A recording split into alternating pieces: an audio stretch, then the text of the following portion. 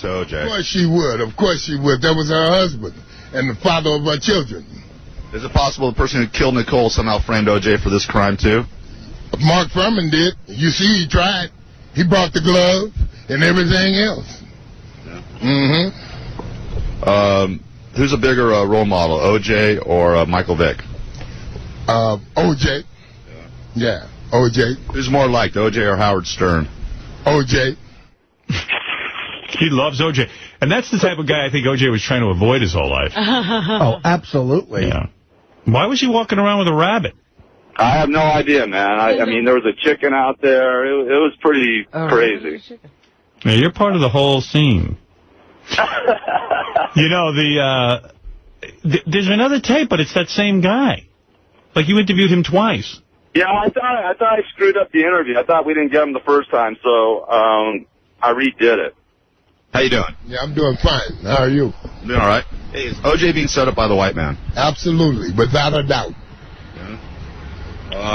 Who do you think killed Nicole Brown? Mark Furman. Mark Furman killed her? Yeah. Well, yeah, he's the one that killed O.J.'s wife. It's been 13 years. It's been 13 years since the death of Nicole. Is it time we forgave O.J.? Yeah, I think we should have forgave him as soon as he got found not guilty. What have you done to support the victims, Ron Goldman and Nicole Simpson? Hey, they're not his victims. No, what have you done? What have I done to support them? Yeah. They're not victims. They're not? No, I don't think they're victims. I mean, they got murdered. No, I thought you was talking about the husband. I mean, the father. You know, same thing. Yeah, same shit. Hey, the father's not a victim? No, not according to this guy. Wonder why this guy, like, is so into O.J. that he'd actually come down to a courthouse and hang out there with a human rabbit. Well, it's like Robin said, it's funny, the Grateful Dead thing. Maybe they're like the same audience. It'd be funny if they made requests, too, like, put the glove on again. But aren't there, like, a million different sort of things you could think of to do rather than stand around while O.J.'s on trial? Well, I'm always fascinated by this, because even at that trial of the guy who killed his wife, who was pregnant, there was a group of people who were there every day. So there are these trial groupies who come and they follow these cases. They love it. Yeah. It's a whole social scene. I love when like a C-level celebrity will support it. Like, remember when John Gotti was on trial? Jay from Jay and the Americans? I know. Jay Black. They asked me to come down to that. To the Gotti thing? Yeah, but my dad called me up in a panic, and my dad was like, listen to me. I was listening to the show today. Don't go anywhere near that Gotti trial. Yes. I said, so why is that, Dad? Because, you know, I didn't know what he was worried about. He goes, look, it's a no-win situation. Exactly. The feds will hate you because they are very serious about getting John Gotti. And if you go down there, they'll take that you're supporting John Gotti. And the John Gotti's people, they think you're goofing on them, and they will get you. Your father's a wise man. Yeah, that was actually a group of guys that I met because they owned a restaurant. And they were like, yeah, we're the ones who are bringing all the celebrities to the Gotti trial. I said, really? I'll never go to that restaurant again. Right. I mean, and my dad was making sense to me. It was like, I go, yeah, what the fuck am I doing? That makes sense I don't want to piss me. off anybody with the feds. Well, I wouldn't go to the John Gotti trial for fear that anybody would think I was supporting John Gotti. Right. Not that we know anything. No, but the things they were accusing him of, I don't support. Well, a lot of things, Meg. First of all, it made me angry that they put a guy who owned a plumbing supply store on trial. Hey, Gary, you wanted to plug? What do you got? I'm going to be on a thing called KSEX Radio. It's KSEX.com Thursday at 8 p.m. I got a new show. What are you doing on KSEX? I'm actually going to do a mainstream show. It's a bunch of adult porn stars doing shows, but I'm going to do a mainstream show, sort of. Okay. How long is the show? It's just an hour. Is it hard to do a radio show and no? I mean, does anyone listen to KSEX.com? Probably not, but they're paying me, and fuck it. You know, I want to get back on the air, you know, so nobody else is hiring me, so I got to do something. All right, cool. All right, Gary. Hey, thanks a lot, Howard. Take care. Later, thank you. All right, Gary Garver. Okay, you ready? Yes. Okay. Are you ready? All right, so Gary Garver, first person he runs into is at the Directors Guild Awards. Yes, that just happened, huh? Yeah, and Vanessa Williams was there. And by the way, she is such a piece of ass. Yeah. I saw her on the Screen Actor Guild Awards. Boy, she looks still good. What is she doing now that she's out of these awards shows? She's in that Ugly Betty. Right. She's got a hit TV show. Yeah, she actually got nominated. Ugly Betty, huh? Yeah. She was there. It turns out she's a huge fan of our show. Not only was she on the show, but I mean, she's a huge fan of the show. I didn't know that. Yeah, here's Vanessa Williams. She's got all the references and everything. She really does listen. How you doing? How's it going? Good. What do you like best about yourself? What do I like best about myself? That I tend to have a sense of humor with whatever is brought to me in life, which I think is key. Would you consider yourself a DC or D celebrity? A what? Would you consider DC or D celebrity? Oh, B, C, or D? I would say B. Do you think Tom Cruise is nuts? I was just watching the Jerry O'Connell parody that he did. You know about that? I saw it. I saw that he did one. I haven't seen it. Yeah, I'm apparently the only person who hasn't seen this on the internet. Jerry O'Connell did a spoof on Tom Cruise's Scientology video. I haven't seen it. And it's supposed to be, he talks about how lucky he is to be an actor, and they have that Mission Impossible music playing behind him. It's supposed to be a scream. But I haven't seen it. That's what she's referring to. Which is pretty on spot. I mean, he definitely is passionate about something. Are you worried about Artie Lang's health? You know what? I am. I listen to Artie every day. And I know that he loves the cupcakes, and the high C is not an alternative for the soda. So he needs to get off the sugar, the high fructose corn syrup. And if he needs a nutritionist, and if he needs a reflexology, a person who lives in New York, I can hook him up. So just tell him to call me, and I'll get him on the way to true good health. And have you ever had sex in your movie trailer? Yes, I have. How many times? Once. With who? I was single at the time, and I did a B movie, and it was the co-star of the movie. What was that? I don't even know whether he's working now, but I think... You're killing me. I'll tell you, he was tall and blonde, and the name of the movie was called Under the Gun. By the way, we looked up the movie. This is the guy she banged. Who is the guy? This guy. Who is it? Blonde-haired guy, Sam something. I don't know. Yeah, what's his name? Sam Jones? He was Flash Gordon. Sam Gerard? Oh, Sam Jones. Flash Gordon. Remember, like, the late 80s, there was a Flash Gordon B-movie? He's a good-looking guy. Wow. Now, are you tired of Jews running the entertainment business? Am I tired? Yeah. No. Not at all. Oh, my God, go ahead. And describe Howard Stern in one word. The master of all. But that's more than one word. He's amazing. He's amazing. Thanks a lot, Vanessa. Thank you. Well, real fan of the show. Yeah. Cool chick. Good looking, too. Beautiful, really. She was very she's cool. Like she reticent when she was on the show. She didn't tell us she was this into it. Yeah. She like knows Artie and what he's eating. Yeah. You could get her, Artie. Yeah, it doesn't sound it. What? I don't know. It sounds She's like going to hook you up. She's trying to help you. Tell her to fly here and bang me. I'll get healthy if she wants. She cares about you. If that chick said, I get her if I get healthy, fuck that. I'll be doing Yeah, she said, Artie, you lose weight, you can have me, you'd lose weight? I don't know. If you lose 100 pounds, and Vanessa Williams says, if Artie loses 100 pounds, he can bang me. Call her up. Okay. I'm going to... See how into it she is. Gary, let's see how much she cares about your health. Ask Vanilla, that's funny. She's kind of light-skinned. Yeah, I was going to say, was that a slip? No, she speaks kind of light. Ask Vanilla Williams. She's kind of bougie. Ask Vanessa Williams if Artie loses 100 pounds within how many months, Artie? 4 months? Yeah. Okay. You can lose 100 pounds in 4 months? Probably. Yeah, he's motivated. If Artie loses 400 pounds in a month. 400 pounds in a month. What about, I honestly think... At 100 pounds, how are you looking? Are you back to beer league weight? At 80 pounds, I'd be fine. Okay. 100 pounds. Well, 80 pounds, I'd be like beer league. All right, so Artie agrees he'll lose 100 pounds in 4 months. Or 5 months. Give him 5 months. All right. You'll bang him. Because that would motivate him. Done. Then you'll know she loves the show. Care about Artie's weight. Right. All right, Hal Holbrook was next. He's the old-time actor. He happens to be in a very good movie right now called Into the Wilderness. And he has been around. He's 80-something years old. Somebody was telling, was it you, Artie, who said he's a good guy? Somebody. Yeah, I worked with him for a couple of months, and he's a sweetheart. He's a great actor. Anyway, Gary Garver ran into him, and as you might suspect, he didn't have much of a sense of humor. No. He didn't. Really? He got very Walter Cronkite-ish with Gary Garver. Gary Garver's one of those guys, too. I mean, you just want to bop him over the head. Gary's irritating.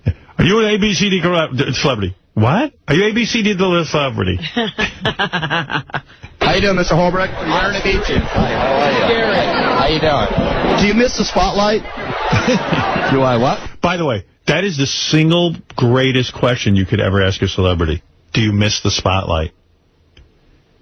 I thought it was Who Are You? Who Are You is great, but we find that Do You Miss the Spotlight is more irritating to them than anything. They're like, what do you mean? And then they give you, inevitably, they end up giving you their whole resume to prove they're not out of the spotlight. Stuff they've done recently. Right. How you doing, Mr. Holbrook? Learning to meet you. Hi, how are you? Gary. How you doing? Do you miss the spotlight? Do I what? Miss the spotlight. In what sense do you mean that? I don't know. Have you been doing a lot of things lately? Have I done anything lately? Well, yeah, I did a film called Into the Wild, which Sean Penn directed, and he's being honored here tonight. And Emile Hirsch, who starred in it, and I are accepting Sean Penn's medallion award and saying a few words about him tonight, because he's making a film up in San Francisco. Are you tired of Jews running the entertainment business? Am I what? Tired of the Jews running the entertainment business? Tired of the Jews running the entertainment business? What kind of a question is that? That's a twisted question. Of course not. I mean, man alive. What kind of question is that? That's not good thinking, man. Have you had sex in your trailer? Guess not. Yeah, walked away. It's funny, because he told me he listens to the show at one point. Oh, really? Yeah. I haven't heard this one. John Larroquette, is that good? Remember him, John Larroquette? This is just an example, Howard, of Gary not being able to get words out. He's all garbled mouth. We should call him Gary Garbled. Larroquette is on Boston Legal now. John Larroquette, yeah. You say Larroquette? Larroquette? I'm surprised you say Larroquette. No, I didn't say Larroquette. You threw me off. You said Larrock something, and I said, that doesn't sound right, so I said Laura. Okay. What were you doing in L.A. again? What? John Larroquette, Robin. I think you called him Larroquette. I did. Okay.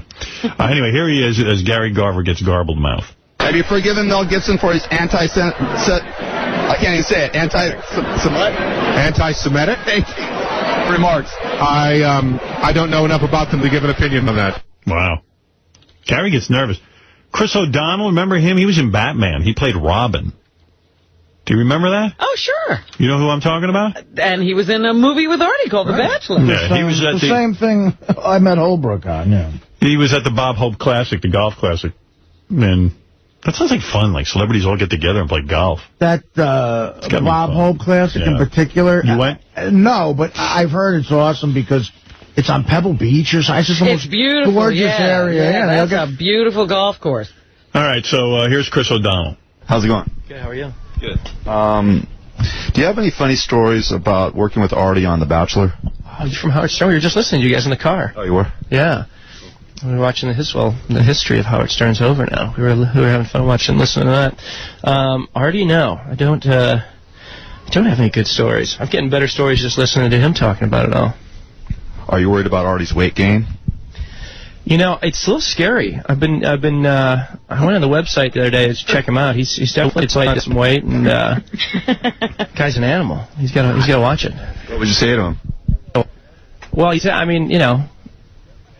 living in two different worlds right now. It looks like he's having a good time, but I don't know. I'd hate to see him kill himself out there, but I think he'll get straightened out. Artie claims he could have spent his time on his new house he's building. You know what I mean? Get him down to the shore. What has he got? 6 bedrooms in that thing? Hey, Artie claims he could have banged Renee Zellweger on the set of The Bachelor. Do you believe that's true? He should have. I don't know. I don't know. Possibly. Was she dating anybody then? I don't think she was. I think she was fair game then. You think he got her? Did you get the vibe? I think, yeah. I think that could have happened. That probably could have gone down. It'd be a good story. Should O.J. be able to participate in this golf event? Yep. God, they definitely get some crowds, but no, I think that we should keep O.J. away. Where is he now, Vegas? Yeah, he just got thrown in jail again. He's such an idiot.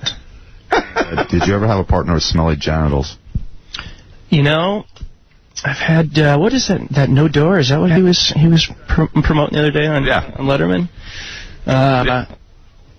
No, you know, that the gaminess would just not work for me. You got to make sure that they're properly... So he knows how to handle this. Yeah, he just things in there. He got a good sense of humor. Properly cleaned up. And describe Howard in one word. He's the man. I love him. It's 3 words. Thanks a lot, Chris. Thank you. He is the... No, it's like 5 words. All right, let's see who else I got here. John Daly, the golfer? Oh, yeah, he's having some problems. What's his problem? Well, you know, he had to drop out of a golf tournament. You know, he had been running around. He was claiming he's cleaning up his act. They saw him partying a lot, and then he didn't make the tournament. Wow. It's like Lindsay Lohan. Then he got reports of her drinking again. She's the paper today. I'm glad she's in the paper all the time because her face is so pretty. Yeah. You better get her now, Artie. Yeah, now's the time. You guys are both alive on the planet, and it's time for you two to hook up. She'll hang around a little too long and fucking be at a Hollywood party about 20 years from now, and I'll be hovering. All right, here's John Daly, the golfer, with Gary Garver. I like him, John Daly. Hey, is America ready for a transgendered president? I don't know. I have no idea. Would you feel uncomfortable that O.J. was participating in this golf event? No. No.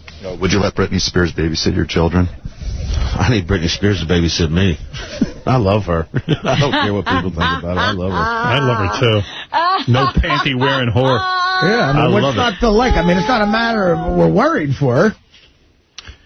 I don't mean a whore in the sense that, you know what I mean. She doesn't have the best sense. I mean it in the sense that she's fun. You're not saying that she charges people to have sex with her. No, I'm not saying that. Although she should. Do you listen to the Howard Stern Show on Sirius Radio? I do. I do a lot, yeah. Especially because I drive my bus most everywhere, and I got Sirius Radio, and I love listening to him, yeah.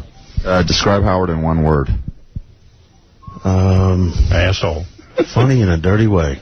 Jew. Would you be in favor of an all-gay sports league? Well, that doesn't really matter to me. As long as I'm not participating. Would you ever vote for a Scientologist for president? What the hell's a Scientologist? What the hell is that? Huh? I don't know, some religion. Exactly. Religious president? This is a scary interview. Should I continue it? What the hell is that? Yeah, I'm just strangely fascinated with what he doesn't know. Well, Scientologist is like a religion. Oh, it is? Supposedly. Hey, as long as they do a good job, I don't give a shit. What's your favorite type of porno movie? Favorite? I haven't seen a porno in so long. I need to make one. You need to make one? I have no idea. Have you ever tried anal? No. It hurts. Trust me, as a man who's tried it. I can't sit down. And did you ever have a partner with smelly genitals? Did my partner have smelly genitals? Have you ever had a partner that had smelly genitals? Sure. Yeah, but after 5 minutes down there, you don't worry about it too much anymore. They saw John Cullen. He's the man. What a good dude. The problem is getting to that through that first 5 minutes. He's only got 2 more here. He's got Taylor Hicks. That's the guy who was on American Idol. He won American Idol, Taylor Hicks. But, like, his record sold about 700,000 copies, but evidently they weren't satisfied with that. I'm trying to make a list in my head of people I care about more. And it's a big fucking list. Do you want to hear Taylor Hicks or not? All right. Sure. Does he have an listen attitude? to Howard Stern on Sirius Radio? Yes, actually I do. You do? What do you think of Howard? I like him. I mean, I've actually heard him crack on me a couple of times, which is kind of funny, you know, so, yeah, I listen. All right, he just went up 25 notches for that. Yeah, I'm a listener. Maybe I'll come on one of these nights. Will you? Yeah, I'd love to. I'd have him on. You don't care if he busts your balls? Nah, it's all in good fun. And describe Howard in one. He's the one that might have smelly genitals. Who, Howard? Yeah, maybe. I do. Sometimes I really do. Sometimes a lot of pee gets on my balls. And my penis sticks to my balls. We all have that problem. Yeah. I have smelly genitals. You have pee on your balls? Yeah, I do, yeah. Sometimes I pee on my balls when I'm sitting down. It's the weirdest thing. My penis gets, like, in the night, gets stuck to my balls. And I don't know if I'm sweat or something. And you don't even know where that thing is. And then I just kind of, like, it's like 1 o'clock in the morning, I have to pee, and I get up, and I sit down on the bowl, and I pee, and the pee is going right into my balls. And then I go, well, maybe I should move my penis with my hand, but then if I move my penis with my hand, I got to go wash my hands because I'm touching my penis. You know what I mean? That you're supposed to wash your hands? Yeah, but then you go back to bed with pee balls. I'd rather go to bed with pee balls than have to stand there for another 30 seconds and wash my hands. You know what? My goodness. I have this, I mean, this goes on all the time with me. Like, I go, all right, I'm now peeing on my balls. Do I rather have pee all, like, I mean, I'm literally pissing on my balls, and I go, if I adjust my penis with my hand, then I have to go wash my hands. If I go wash my hands, it's going to be like I'm going to be further awake, and then I'll never get back to sleep. So I go, just keep pissing on your balls. They'll be a little wet, and then shake them off by doing your little hiney dance and get into the bed. That's happened to me last night. To pee on my balls. What a crazy, crazy night. And it's a neurotic discussion. Like, I can't touch my penis because I'll have to wash my hands. It's like, so what? Don't just don't even wash your hands. But no, I have to wash my hands. Because I'm nuts. So nobody could surprise you in the morning, could they? No, and everything's a discussion in my head. With your pee balls. I don't want to pee on my balls. It's a horrible feeling, because I'm not talking about like a little pee getting on my balls. It's wet. It's like... It's like a shower. Yeah, it's a shower on my balls of pee. Well, you know who else has the same problem? Is Robin's boyfriend. I've had this discussion with him because his nuts are so big. Right. He's told me before he pisses all over them. Well, my nuts at night hang way lower than my penis. My penis is small. Robin wants to buy a gutter for under my cock.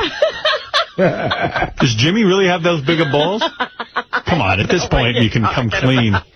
You bet you've slept with the dude, right? I don't know what you're talking about. Come on. What are the balls like? I don't know what you're talking about. Right. Jimmy don't tolerate broads not sleeping with him. He's like a black guy. Oh, listen to you. You know this much. Robin and Jimmy are real tight at this point. I would assume. Why would you assume that? I was at Crew. There's every reason Fred shouldn't know, but I... No, I mean, I would say you're in love, and really, and I mean it. Yeah.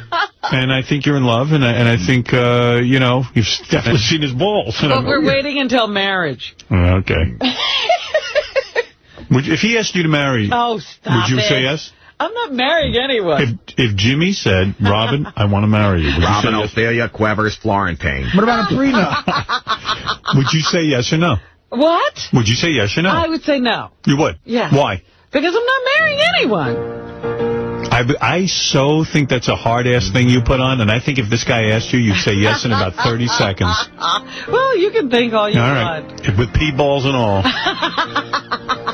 Jimmy, your balls taste like pee in my mouth. But I still want to marry you, honey. I know what that tastes Do you still want to marry me? Yes, I do. Well, then get down on your knee and ask. All right, let me move my balls first. You don't mind that I have stinky balls, but you've always been the girl for me. Well, you, Robin Ophelia Quevers, marry me. Yes! Yes! Yes! Yes! All right, it's off to Vera Wang for you. The happiest girl in the world. I feel pretty. Oh, so pretty. I'm calling Howard immediately to announce my engagement. It's a dual wedding. That's going to be the greatest. Because you know what? Right. She wants to be married. I do? You do. You just And I want Audrey Goodstein to be the flower girl. I do. No. You don't say I do yet, Robin. You have to wait for the wedding. No, I do. Why would I want to be married? Because you're in love with this guy. I see it. Although the best man's going to be Bob Levy, and he's going to eat blue cheese out of your ass. I do anyway. I like that. I definitely Okay, if it's good for you, it's good for me. I love everything about you, even your pepper joke and double-decker. Why would I need And the ceremony will be on terrorizing telemarketers' sex. You have a situation there. I don't need to be married. Yeah, we'll see what happens. But mark my words, you will be married. All right. Before this lifetime is over. Okay. And we'll be adopting children, too. That's a good one. From Thailand. Kim Jo Florentine. Kim Jo. Do we care about Taylor Hicks anymore? Does he say anything? I don't know. I haven't heard There was these. never a point where I cared about him. Yeah. Let's move Describe on. Howard in one word. Kind. All right, Kelly. There's Kelly Hicks. All right, did you want to hear Tom Dreesen? He's a comedian, right? Yeah, old-time guy. Yeah, he's an old-time comedian. Didn't he open for Frank Sinatra? He's the guy, he's on Letterman quite a bit. Did he do impressions? I don't remember. Tom Dreesen. Jan Murray, I think, did impressions. Do you miss the spotlight? Oh, that's a tough question. Do you miss the spotlight? Do I miss what spotlight? I'm in the spotlight every day. Do I miss what spotlight? I do like 385 shows a year with spotlight. This is a good question. That was it. That's the whole interview. Interview over. You dumb shit. I got to hear that one again. That was good. I told you that's the best question. Oh, my Do goodness. you miss the spotlight? And then they go into the resume. Oh, they go crazy. Do you miss the spotlight? Do I miss what spotlight? I'm in the spotlight every day. Do I miss what spotlight? I do like 385 shows a year with spotlight. I'm going to strangle you. You're a dead man. Come here, you little fuck. Hey, this is, I don't want to say it's a mercy booking, but Gary Garver, who's such a great reporter for us, has said... Is he here? Yeah, he called Gary up and he said, look, I got to promote my website. Would you guys have me on? And if you do, I promise I won't bother you for another year. So we love Gary and we'll have him in. There he is. What do you mean? He's so funny. I said it's not a mercy booking. Did you say it's not? I thought you said it is. No, I said it's not a mercy booking. Hi, Gary Garver. You said it's almost a mercy. No, I said it's not a mercy booking, but Gary did say to Baba Vui, if you put me on, look, I need help with this website. If you guys put me on, I won't bother you for a year about coming on. Promise? I did promise that. Yeah, so this is the last time we'll see you for a year, and I'm sad to see you gone. We're going to miss you. If you can make that promise for 2 3/4 years, we might be gone by the next time you ask. So. Thanks a lot, Artie. And I brought you a present here today. I like Gary. You know, Gary's always sending holiday presents. I want to thank you. Yeah, you got my note about the wine, right? Yes, I did. He sent me 2 bottles of wine for holidays. It was very nice of you. Gary, and that's why I had you on today. Thanks. Not for all the great work, huh? It worked. You have done some great work. Let me remind people, for those of you who don't know who Gary Garver is, he's always out in L.A. for us, and whenever we ask, he goes out and he does interviews with different people. He asks the tough questions. He really does. I'll play a couple of what I think are some of his most fun. Now, who couldn't worship Gary Garver's interviewing techniques after hearing him at the Star Wars convention? He is responsible for this interview, which we love. First, it's 2 interviews that stand out from the Star Wars convention this past year. Gary goes there, and the first person he runs into is Gamorrean Guard. A guy dressed up in Gamorrean Guard. And what makes this so stellar is this guy won't even take off his mask for the interview. He's doing the interview through the mask. Yes, indeed. You got to be impressed. Gary Garver, the winner of many FMEs, right here. Yes, I have. Yes. Hey, man. Hey, how you doing? Okay. Who are you? Gamorrean Guard. You're who? The Gamorrean Guard. Speaking of Betty White, remember her? Who is she, Robin? She was in The Golden Girls and on Mary Tyler Moore. That's right. Betty White, famous actress, was married to Alan Ludden, a game show host, the original host of the Password TV show. He died. She went on to marry Tyler Moore fame and Golden Girls. And Gary Garver ran into her. This is like a mugging. She seems like a nice lady, too, but he does eventually get to her. Hi, Miss White. Hi, Betty. Hi, Betty. So much easier. How are you doing today? Fine, never better. Why do you love animals so much? Oh, that happened in the womb. I think my folks were big animal nuts, and I think they were so disappointed. I'm an only child. I have a question for you. What? So, I have this decorator, and I said to her, you know, I want to get some new picture frames. You know, some real nice ones. Mm-hmm. And she got me the nicest picture frames. And as she was leaving, she said, and by the way, they're genuine, you know, like crocodile or alligator. So I was like sitting there and go, God damn, I've turned into one of these animal kooks. Like, I don't really You feel... care about even alligators and crocodiles or whatever Like, I just started thinking, like, maybe they're endangered species. Well, she wouldn't have had them to sell to you. What do you mean? How's she going to get an endangered... You know, she bought them from a reputable company. They're not selling the skins of endangered species. They make boots out of alligator. They make everything out of alligator. Well, because I said to... is crocodile the same as alligator? I don't know. One of them doesn't exist. Oh. Well, all I know is So Beth got home, and I said, you got to help me with something, and this is going to sound really kooky, and you're going to think I'm an asshole. And she thought it was all sweet because I care about animals. Mm-hmm. So she goes, I know this is going to drive you crazy. So just return the picture frames. So I said, let me write to my friend the decorator. So I wrote to her and I said, listen. How many pages? Just one page. I said, this is going to sound mental to you, but I'm having a hard time with like, maybe these are endangered species, and I don't want to pay, like, I don't want to buy into that whole thing, you know. Why didn't you just go on the internet to see if they were endangered? I did, and I couldn't figure it out. I wrote in endangered alligators or endangered crocodiles, and I don't know. I don't know what I don't understand. Okay? You can't figure out what the internet is telling you. No, and then when we called Beth's aunt, who knows everything, and she was kind of like not helping, and so finally the decorator writes me back. And she says, listen, I want you to know something. These are antique frames. So they weren't even made now? They are bought from a store where they take, let's say, like a trunk or a suitcase, old leather, and they put it on the frames. So in other words, the leather is from animals that were dead a million years ago, right, you know, and were not extinct at that point or anything like that. It's from luggage. Mm-hmm. So I write back and I go, you're just saying that to make me feel better. Now I'm calling it. You're nuts. She goes, no, I'm telling you the truth. I know the guy who makes these frames, and they get this stuff from old suitcases, stuff that would be thrown away or not used. It's getting crazy. This is getting crazy. So I said to Beth, this is my neuroses. Absolutely. I'm having some sort of weird, like, bad luck feeling about the frames. Like, if I keep them in the house, the gators will get you. Not the gators, but like I'm buying into an industry that's, you know, I'm getting all PETA, Pam Anderson-like, you know, like cuckoo. Like, I wear leather shoes and I eat chicken. Like, what's the difference between a chicken and an alligator? You're wearing leather coats. A cow can't get a break? So what are you saying? Is it all right to keep them or not? Absolutely, it's all right to keep them. I love elephants, and elephants are endangered.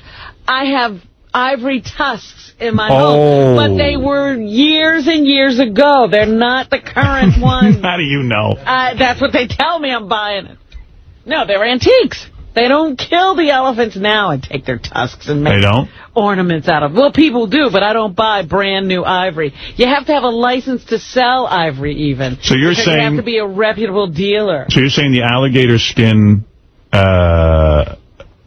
picture frames, you believe what she's saying? I would take her word for it. All right.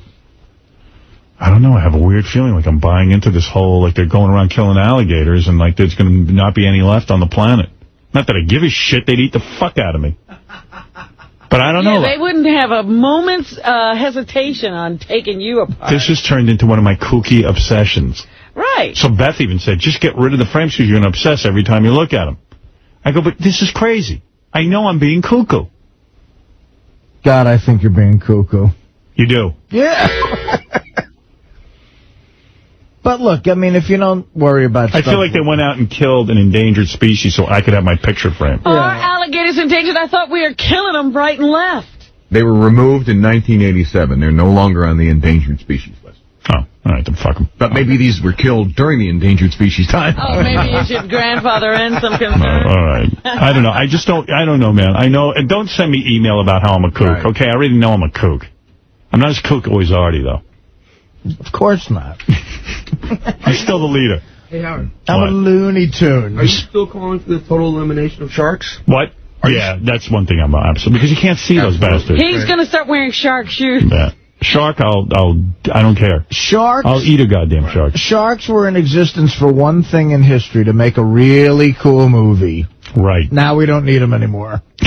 You know what I mean? That movie is so fucking good. You know, you're so funny, but it is compelling when you do the Artie Loves Dana story, too. Yeah, you can be funny and serious. I think you've really evolved into a consummate performer. I said to Gary, we spent an hour and a half talking about Artie's love life. Do you think it was interesting? He goes, oh, it was so interesting. Yeah, how could you turn away from Although if it was up to Artie, he'd eliminate dogs from the planet, too. So I would not. That is another misconception. All right. I would never hurt a dog. I would save it. If it was hurt, I would take it and nurture it. I don't want it near my sandwiches. Can we get back to the alligators? Right. So you're telling me, Robin, you would have no compunctions about having an alligator skin picture frame? Absolutely not. I agree. All right, now, good. I'm going to try and get over this, but please do not send me any emails saying, Howard, you're absolutely right. You shouldn't have alligator skin picture frame. Because it'll blow me away. You know, I'm just very, very, very fragile. Leave me alone. Fragile. Yeah, I don't want to hold debate on this. Let me alone. Go ahead, let me alone. Robin says it's fine. You know the end of The Sopranos a couple of weeks ago when he's cooking the rabbit? Yeah. Do you think you could eat that rabbit? Never. Never? Never. God, it looked good, though. Never. You want to eat a rabbit? That's an old school, and Sal will attest to this, old school Italian recipe, recipe. And when he looked in his grandfather's recipe book, and it said Canalino, what's the Caniglia? Caniglio's the name of the rabbit, and it must with garlic and the oil. It looked fantastic. I got to tell you, I thought that was the most disgusting thing in the world. But I went to Italy 3 times, and I've eaten rabbit there. 2 of the 3 times, and not only is it great, but what's the difference between a rabbit and a chicken? I don't know. And I don't have an answer for that, but I just won't eat rabbit. I won't eat a cow. I was more grossed out that he caught the rabbit in his backyard. But you'll wear a cow. Yeah, that I'll wear. You won't eat a cow. You won't have a steak. No. No hamburger, no steak. Really? No. You couldn't eliminate steak from my diet. Too high up on the food chain, brother. I mean, that thing has a face like a human being. But wait a second, do you own a leather couch? Or you own leather materials? I have leather, yes. Yeah, he's killed a bunch of cows for furniture and All right, what do you want from me, for Christ's sake? Let me tell you something. In Spain, they are thinking of enacting legislation to give, I think, chimpanzees and orangutans the same rights as human beings and protections as human beings. That's because crazy. they say they're so close to humans. Yeah, I get that. Anybody want to hear the prank call of Uncle Paulie calling the pet store looking for a rabbit to eat? Yeah. You guys heard that? Did you hear that? Yeah. This is Samuel. How may I help you? Yes, sir. My name is Paulo. I'd be like, you got any rabbit over here? Excuse me? You got any rabbit? No, I sure don't. Why don't you buy the rabbit? Where? No, we don't have any rabbits. No, I don't care shit. I want a rabbit. I'm hungry. I want to eat the rabbit. You want to cook the rabbit? Yeah, of course. I want to eat it for Big Easter. You know what I mean? Right, you want to eat it? Yeah, after Easter I want to eat. Okay, well, I'm the Sicilian. rabbits I'll find you are not like... You don't got it. Pet rabbits. They're not... Yeah, Italians like rabbits, huh? No, that's a very big, again, like a peasant food. Because this guy Paulie, he knows all about the rabbits. I like rabbits to eat. I eat everything to the rabbit. Everything. Do you understand me? Yes, you want to eat a rabbit. I want to eat the rabbit. I'll make it stew. Okay, you want to cook I'm going to put a potato, onions, everything. You have relatives that sound like this, right?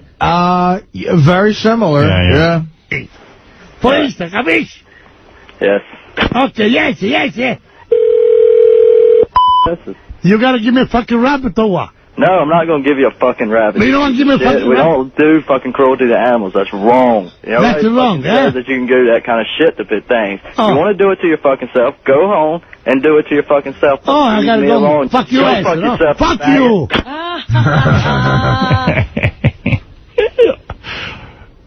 Let me get back to... All right, wait a minute. Just for a second, I just looked up a couple of things here. Yeah. Alligators and crocodiles both exist. Right. And the alligator is not an endangered species anymore, and it's got most of the threat to their extinction comes from the loss of habitat and encounters with people rather than from being sought after for their hides anymore. Oh, good. All right. Now I can have my picture frames. And she claims that this is from, the skins are from, like, some suitcases and stuff. They're older. I know. Crocodiles, their lower teeth are still visible when their mouths are closed. And they're all in the same family. All right. So you have no problem with me having Keep your frames. Enjoy They're them. beautiful. I don't know. I got this weird thing going on, and I'm obsessing. You didn't even know what it was. No. And it's going to exist anyway. It's not like it can become a crocodile or an alligator. But if I pay into it, that means more people now will go out and hunt these alligators for their skins. No, that's not happening. No? No. All right. It's more about the housing developments threatening alligators than you. How about my Jew lampshade? Oh. That's fine. Jews aren't endangered anymore. I know there's so many of them. All right, here is the rest of Betty White with Gary Garver, if you care. When I didn't have 4 legs and a tail, they wanted to send me back. Hey, what's your stance on Iraq? Oh, I think it's appalling. Just appalling. I think we have no business being there in the first place, and I think my heart aches for all the families who had their lives changed irrevocably. Do you think Hollywood practices ageism? Well, I can't complain about that. I haven't stopped working, and I'm so grateful for that. If you hear me complain about ageism, I'm the wrong person to complain. Do you have FU money? Oh yes. Oh, I save that in all the best places. Do you think it's wrong of Tom Cruise to sue people for saying he is gay? Oh, that's Tom's business, not mine. Did it bother you that the producers of Golden Girls rarely casted people of color to be on the show? What? Repeat that one. Did it bother you that the producers of Golden Girls rarely casted people of color to be on the show? Oh, that's a silly thing to get into. I mean, you can't... Come on, you're trying to make trouble now. That's silly. When's the last time you had sex? What time is it? And did you guys go through menopause together? I never went through it. I had a chance to go through it, and I turned it down. Have you ever had a lesbian experience? No, thank you, nor will I. But some of my best friends, as they say, are, and some very dear close friends. But again, that's their business, not mine. And what do you think of... Not yours either, incidentally. Okay. What do you think of Howard Stern? Oh, please, don't talk dirty on the... Okay, thanks a million. Thanks a lot, Betty. Okay. Whow. My name just gets him right out of the room. I tell you, she's running away. Yeah. Talking dirty. She was hanging in there. She had some pretty quick rejoinders. All right, here's Gary Garver, our reporter out in Los Angeles. He did a bunch of interviews with people. I don't even know where he was. Where do you run into a Debbie Reynolds? Was the Peterson Automotive Museum or something like that. On Wilshire. Well, that makes sense. On Wilshire, they have all events like... The what? The Automotive Museum? Why would she be there? There's a place on Wilshire in, like on the outskirts of Beverly Hills, where they have all events. Like, I mean, it could be elderly people. It could be a bunch of different things. Like, just says the Peterson Automotive Museum Gala. They throw parties there. Yeah. Isn't that like where they have custom cars and stuff like that? Yeah, there's custom cars all over the place. You could have a party. Like, you set up bartenders and food. Yeah, Debbie Reynolds was there. She's an old-time actress. She was like a big deal back in like the 50s. She's Princess Leia's mother. Yeah. Oh, right, yeah. And Gary just bugged the shit out of her. Evidently, she just did not like Gary or get his sense of humor. You know what? Yeah. I remember seeing her in a play when I was like in 8th grade. My mom took me to a play, and she seemed like a nice lady. And Gary's asking her dumb stuff, and she's trying to be cool and hip for an old broad. Right. But just gets to, Well, just to put it in perspective, she and Elizabeth Taylor and Eddie Fisher were like the Brad Pitt, Jennifer Aniston, and Angelina Jolie of their day. Right. Miss Reynolds, how you doing? How are you? I know. Got a question? She would have been Jennifer Aniston. Yeah, she's the Yeah, certainly. How have you changed the world? How have I changed the world, or how have cars changed the world? How have you changed the world? How have I changed the world? Well, not in any way that I could think of that would be important. Oh, bullshit. You were in some wonderful movies. Trying to think of one. Dude, you know what? Oh, I'll tell you, her best movie, for me, Divorce American Style. You were in Divorce American Style. One of the funniest. Hey, Howard, there's a lot of interviews that I listen to that I don't play for you. Every comedian is, listen, I think I made a couple of people laugh, and I think that's how I changed the world. I think I made people's lives brighter. Yeah, I would need 2 hours to answer that question.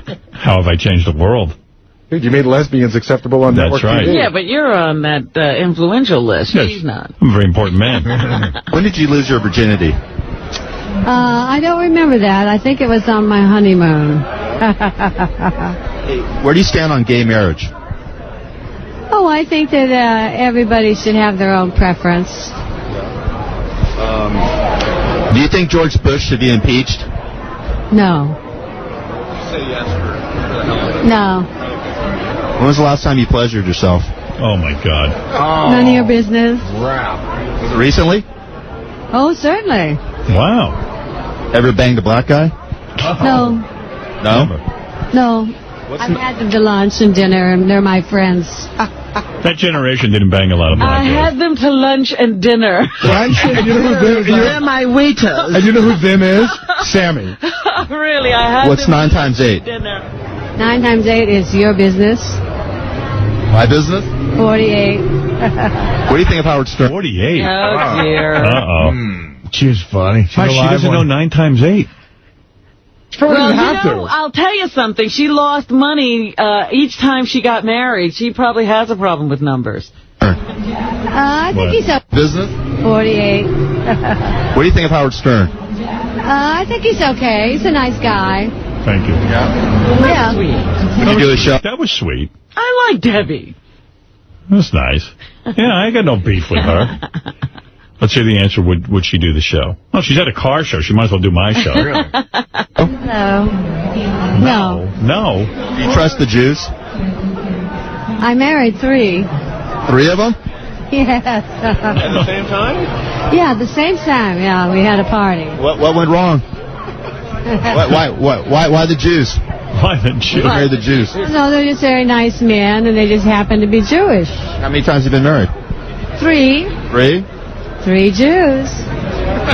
Who's the biggest a-hole in Hollywood? Who's the biggest what? Who's the biggest a-hole in Hollywood you ever met? I don't know any of those. No. Everybody I know is really nice, including you. You have no taste, but you're very nice. Thank you. And have you ever seen gay porn? Oh, probably, yeah. Half Jew. Oh, well, my children are half Jewish, too. So. Have you ever seen gay porn? Go inside now. You ask your questions to somebody else. Have you ever seen gay porn? I don't remember her name. Thanks a lot, Debbie. Like a mugging. I think that was interesting. Yes. Great. Jack Carter, he's a great comedian. I mean, in his day, he was pretty good. What, is he still alive? Well, yeah, because Gary interviewed Well, if he got interviewed, I hope he is. But Howard's right. Like, we went all the way to California to find these people, Debbie Reynolds and Jack Carter. We're the only ones interviewing them. Jack Carter used to be on all the talk shows and game shows. Great. Yeah, he was funny, a big Friars Club roast guy. Yeah, he was good, man. And angry and, just kind of bitter about not being bigger in the business. So Gary interviewed him for a long time, which is sort of dull. He was like, giving goofy joke answers, and then at the end they ask about you. Oh. Did you work for Howard Stern? Yeah, I still do. What do you think of Howard? What do you think of Howard? I think he's a moron. You do? Yeah. Well, a half-a. I never laughed at him. I like the girl. For Robin Quivers? Yeah, help me up here. All right, go ahead. Okay. Well, I like Jack. How old are you? 28. No, really, how old are you? 84. 93. 93, 84? Pick an age. No, I like Howard. What? He ought to shave his head, for God's sakes. Get rid of the hair so we can see him. A nice Jewish boy. He's actually 82. Did you notice that every old guy always talks about your hair? Yeah. Like it bothers them. Because they want hair. I got good hair. Shave his head. My hair is really a phenomenon. As big as my career might or might not be, or if I'm an influence, if I was Spade, I would have written about my hair. I'm 52. Right. I got some gray in there. I'm not saying no, but for the most part, it's pretty damn dark. Wasn't it weird? Last night on The Sopranos, we found out that Johnny Sack is your age. Right. Oh, my. Yeah, 52. Now, God, you don't look like that, man. Oh, I have to tell you, Captain Dennis, I was talking to him the other day, and he said, and your age came up. I just said, on his 50th birthday or something like that. And he said, Howard's 50? See? I'm telling you, I don't look a day over 49. That's right. No, but I mean, I look good. He couldn't believe you were over 50. I mean, come on, my hair is really phenomenal. And for 52, come on. Yeah, come on. I'm with you. The hair saves me. Me with no hair, forget about it. Yeah, if you were, then I'm Johnny Sack. If you had to go like a bandana route or something, it'd just be sad. Yeah, but I'd have to go that route. I don't know, man. You would look like Siobhan. That's right. I'll tell you what, Hulk Hogan, when I watch his show, as soon as he takes off that schmata, he looks 20 years older. Yeah, he does. I saw one episode where he was walking around without that head thing on. I was like, man, it makes a difference. There's a picture, there's a book about Bruce Springsteen, and it's the only known picture of little Steven without the schmata on his head. Really? And he's got to be like 30 in the book. He looks exactly like Artie Bucco. Wow. So, it makes him look 20 years older. He needs the schmata. All right, here's Who is this? Kaylee Deffer? Okay, so now we're at a different event. Now Gary's at the he's at the red carpet for the Indie Something Awards. Okay. And who is this person? Well, she'll tell you. Hi. Who are you? Kaylee Defer. And what are you famous for? I wouldn't say famous, but What are you known for, then? I'm on the show The War at Home. It's a Fox sitcom, and I have a film coming out in October, the remake of My Friend Flicka. Do you support gay marriage? Absolutely, sure. Do you think guys become more accepting of homosexuality? God? Weird question. Let's keep going. Okay. We're gonna get these things done. All right, then don't ask me to interview or not. Okay, we'll do. Douche. Nice, Gary. He's trying to get some press for his client.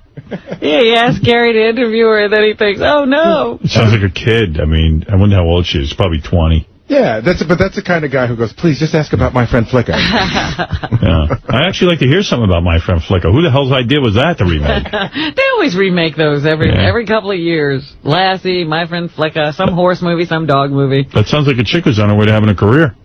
Douche. Douche. Don't ask me. Oh, he's so angry. Gary Garver's angry. He is. Michael Rappaport. Is this good? Now, here's what's interesting about this. There's two Michael Rappaports. The first one is, the thing that's funny is... Isn't there a midget named Michael Rappaport? Like a famous midget? Wasn't there an actor? Yeah. Wasn't the little person Rappaport? I thought, he's not the one that killed himself. Maybe it was. Could have been, yeah. I thought Billy Barty was. All right, so the deal is that Gary Garver's an angry guy, but so is Michael Rappaport. Mm-hmm. So Gary just asks him an innocent question. I guess Michael must have said, before you start, don't ask me stupid questions in front of my kids. Oh. But it wasn't that stupid. Michael. How you doing? All right. Don't ask me anything stupid because I got my kids with me. All right, then, do you think Bush should be impeached? Did I tell you don't ask me anything stupid? That's stupid? I'm with my kids. That's stupid? Don't ask me stupid questions. That's stupid? But you support gay marriage? Wow. What the hell is with him? I think he's kidding. He's not. No, he's not. Really? Because then he figures out that it's Gary Garver at some point. He comes back, but he wasn't kidding at all. All right. David Rappaport was the famous midget. Okay. Is he alive or dead? Dead, I think. Fred? I believe so. Yeah. And if he's not, I apologize. Yeah, he died. He died. Yeah. Michael Rappaport. So then he realizes it's the Howard Stern show. Well, in the middle of this interview, he comes back again to talk to Gary. Hey, Michael, can I ask you some questions now your kids aren't around? What? Go ahead. What? Again, I'm going to ask you again. Do you think Bush should be impeached? Do I think he should actually be impeached? Yeah, for what he's doing in this country. I mean, I don't know enough about the impeachment process to say yes for sure.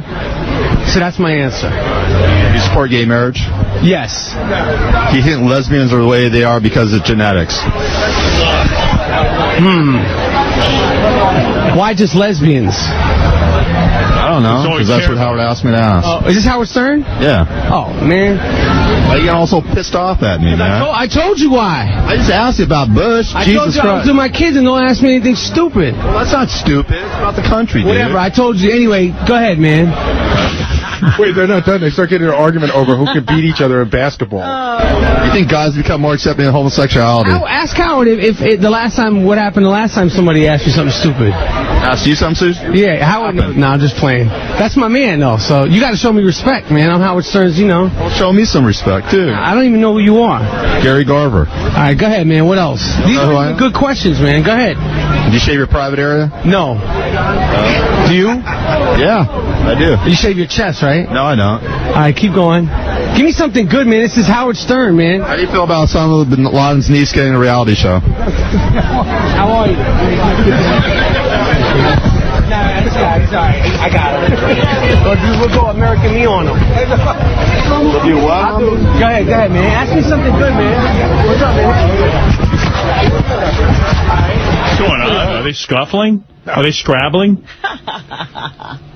Give me something good. It's Howard Stern. It's uncensored, man. Go ahead. Have you ever banged a black chick? Yes. She good? Oh, he's a total wigger. Of course he's banged black chicks. That's his thing. He doesn't even hang around with white people, hardly. Well, he married a white chick. Yeah, he did. But they're divorced now. Yeah, his whole family's white. He does hang around with some white Yeah, he people. has met white people. Is he divorced from that? Yeah. They got divorced? Gee, who would have thought? Oh, my goodness. Well, I don't want to talk about your sister. I'm not black. Go ahead. When's the last time you pleasured yourself? Come on, man. You guys are still doing this corny. You got to do something. I mean, you know, step it up, man. What's your favorite curse word? This is like What's your favorite curse word? like college stuff, man. What's your favorite curse word? Biatch. That's not a curse word. Yeah, biatch. Keep going, man. Give me something good, man. You guys are on Sirius Radio. What do you think I should ask, dude? I mean, you're for Howard Stern. I mean, what do you call? Holy mackerel, he's being all annoying. That's Michael. Yeah. Wow. How long does this go? Do I have to hear more of this? Well, they're just, you know what, they're getting to the part now where they start challenging each other to a basketball playoff game. All right. Qualifications. You just get hire anybody. Hire anybody. Yeah, they'll hire anybody. Exactly. What do you? Any bonehead. What you got here? I don't know. Here. Let me find come on the answer. I'm trying to make some. What do you got about Benicio? Look at the generic.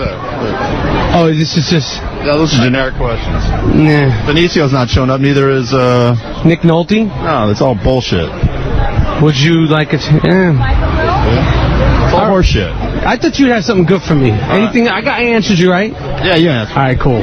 Tell Gary I said I'm disappointed. Ever since he went to Satellite, he hasn't called me back. Well, you got your show just got a big head. Yeah, my show just got picked up, Gary. So maybe they'll call you. Now they call me when they need something, but you know, Gary should be calling me more often, just to say what's up. You know, when they were like, you know, regular radio, I got phone calls. Now they're a satellite. They changed. $50 million and all that stuff, and everybody's getting paid. I haven't got shit. Well, I could see why. No, I'm just playing. I'm just playing. You're fucked. I'm just playing with you. You're an ass. Gary really like mad. a fight. Watch out. I'll knock your ass out. You think so? Yeah. I'll beat your ass in basketball, too. That's how you play basketball. How much you want to bet you can't beat me in basketball? I know I can beat your ass in basketball. How much you want to bet? I'll bet you 1,000. I'll bet you 5. Let's make Howard make a bet. Dude. We'll play one-on-one. I was all CIF. I don't care about what you were. Let's make a bet. You can tell Howard to set the game up. I'll play for any amount of money that he wants to play. I'll play them both. And cash, no charity. All right. Real money. All right. Wow, I do that. Well, we got an event. Gary Garver versus Michael Rappaport? I just love two angry guys. They argue about anything. I think when Gary goes, I'm all CIF. Let's play 2-on-2. That's like, I've got a brown belt in karate. What's all CIF? Me and Gary versus Rappaport and whoever he wants. It must have been like something in the L.A., like city. You know, it must have been like all county or something. Yeah. CIF. All CIF. College, maybe? But do you think that we've changed since we got to satellite? No, I just think that no one wants to hear from Michael Rappaport. Well, maybe Gary's changed. You not calling Michael? I don't remember calling him before. I mean, he called me once, and he emails me a lot. Just reminds me of shows on. But when I was supposed to walk in and go, Michael, show's on. Hey, Sean, you're on the air in Los Angeles. Oh, hey now. Hey now.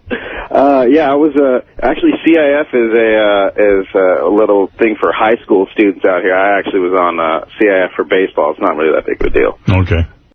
Hey, you know, I was asking the question the other day on the air if Joe Pesci is retired, and oddly enough, and by coincidence, our own Gary Garver went out and did some interviews, and he ran into Joe Pesci at a golfing thing. Oh, really? Well, that sounds like retirement. I mean, I don't know him. I really just think he's golfing and hanging out. Yeah, so I can play a little Joe Pesci. We were talking to the great Jim Brewer about Joe Pesci yesterday. He does a great Joe Pesci. He sure does. Joe Pesci actually could retire and just let Jim do him. But anyway, here it is. Hey, how you doing? How's it going? How are you? Good, how you doing? Good. Ask a couple questions? Quick. Okay, do you think The Sopranos ripped off Goodfellas? Oh, I don't know. I mean, they'd have to have ripped off a lot of gangster shows, if you want to put it that way, you know, but I don't think they did. I mean, it's pretty original. Do you think you've been typecast? Sometimes. Yeah? Yeah.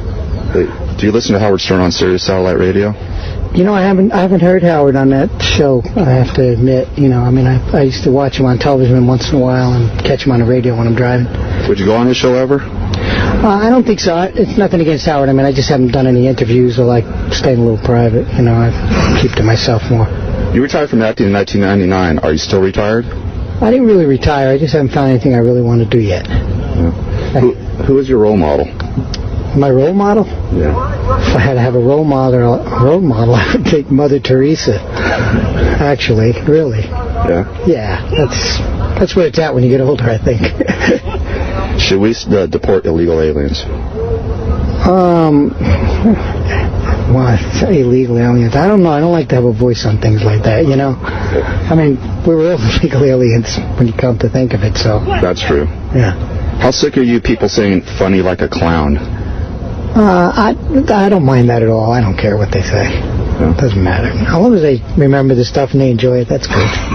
And who's the hottest piece of ass in Hollywood? Oh, God, that's a tough one, you know? Can you name one? No, you can't name one because there's a lot of them. I mean, you know, all the best-looking girls come to Hollywood. You know, they all want to be movie stars and things like that. So, who would you like to bang the most in Hollywood right now? Oh, God. I'd have to get back to you on that one. I don't know. See me before I get off the course. I got to think about that. All right, thanks a lot, Joe. Okay, thanks. Take care. Now, he goes away, and you can hear his golf cart go off, and then he thinks about that question about who he wants to bang, and he comes back with a surprising answer. Oh.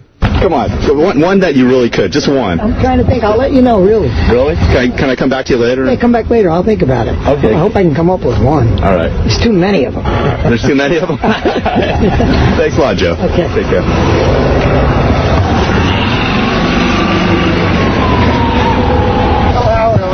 Old lady.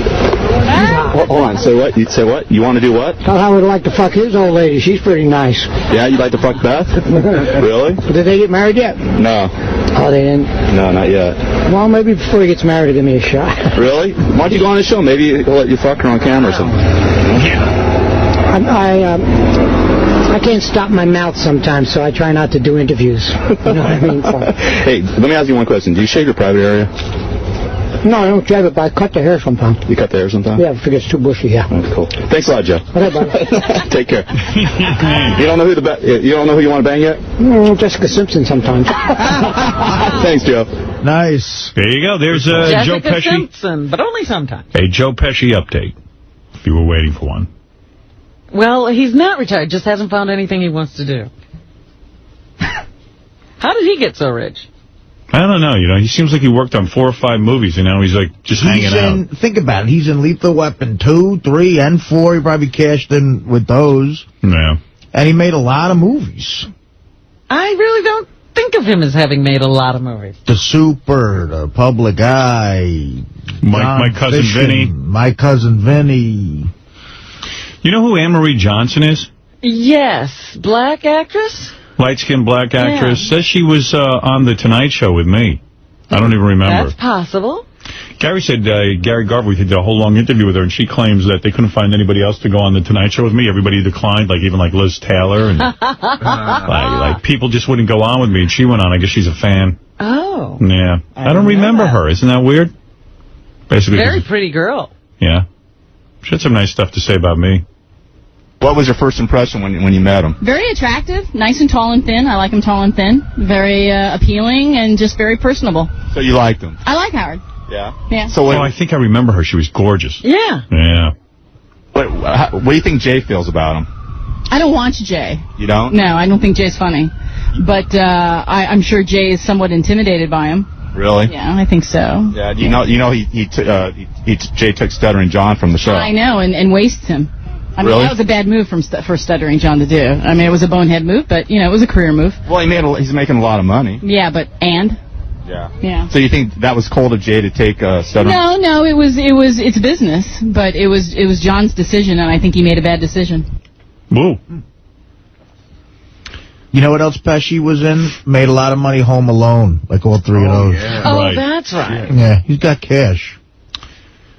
Gary Garver ran into Mark Wahlberg, but there wasn't really much going on there. Those two guys it was really... Usually Mark laughs at the questions, yeah.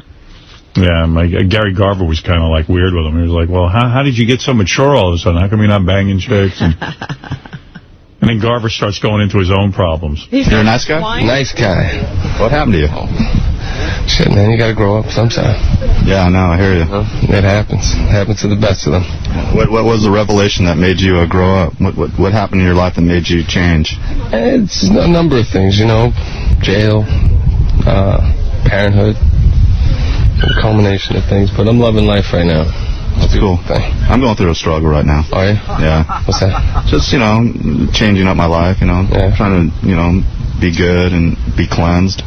Just hang in there, buddy. God will bless you. I know. There you go. You're a good man. Thanks, man. Take care. What? A whole big religious discussion. He's trying to be cleansed? Yeah. Going through some stuff, Mark. I don't know if you want to talk about it. Is Gary Garver he falls into and out of religion, doesn't he? Yeah. He walked around with the Bible for a while when his wife was breaking up with him. What is it, 5545? Someone just called and said that Joe Pesci is a major investor in Jersey Boys, where he's making a lot of money off that. He's actually, his character, Joe Pesci's represented in the movie, because he actually had something to do with the Four Seasons at one point. You mean in the play? I mean in the play. And it's wonderful. His little, it's great. Yeah, it is. Somebody plays Joe Pesci in the play. Yeah. I got to play you some stuff here. Gary Garver went out and did an interview with Brittany Murphy, which is nothing short of bizarre. Sometimes Gary Garver will hit someone over the head with a question, and chase them away. I mean, he's the greatest, but Brittany Murphy, I guess, was at some tribute to Liza Minnelli. Oh, geez. It's funny. That's a disaster already. And then he asked her a nice question about Liza, and she answers forever and has a deeply thought-out answer. And then he just smacks her over the head with a ridiculous question. And there was no in-between, you know what I mean? There was no build-up. Yeah, here we go. How you doing? Thank you. How are you? Good, how are you? Good, thank you. How has Liza inspired you? She's inspired me in so many different ways, but a few of which very particularly, she's shown how to keep her strength and vulnerability throughout the years. She owns a stage like no one's business and is genuinely kind. The way she captures an audience, she's just as kind at capturing human beings in person, and it doesn't mean because you can own a stage, you can't be an extraordinarily wonderful person. It's frightening to meet one's own idols, and when I met her, I was so over... I know, what is she talking about?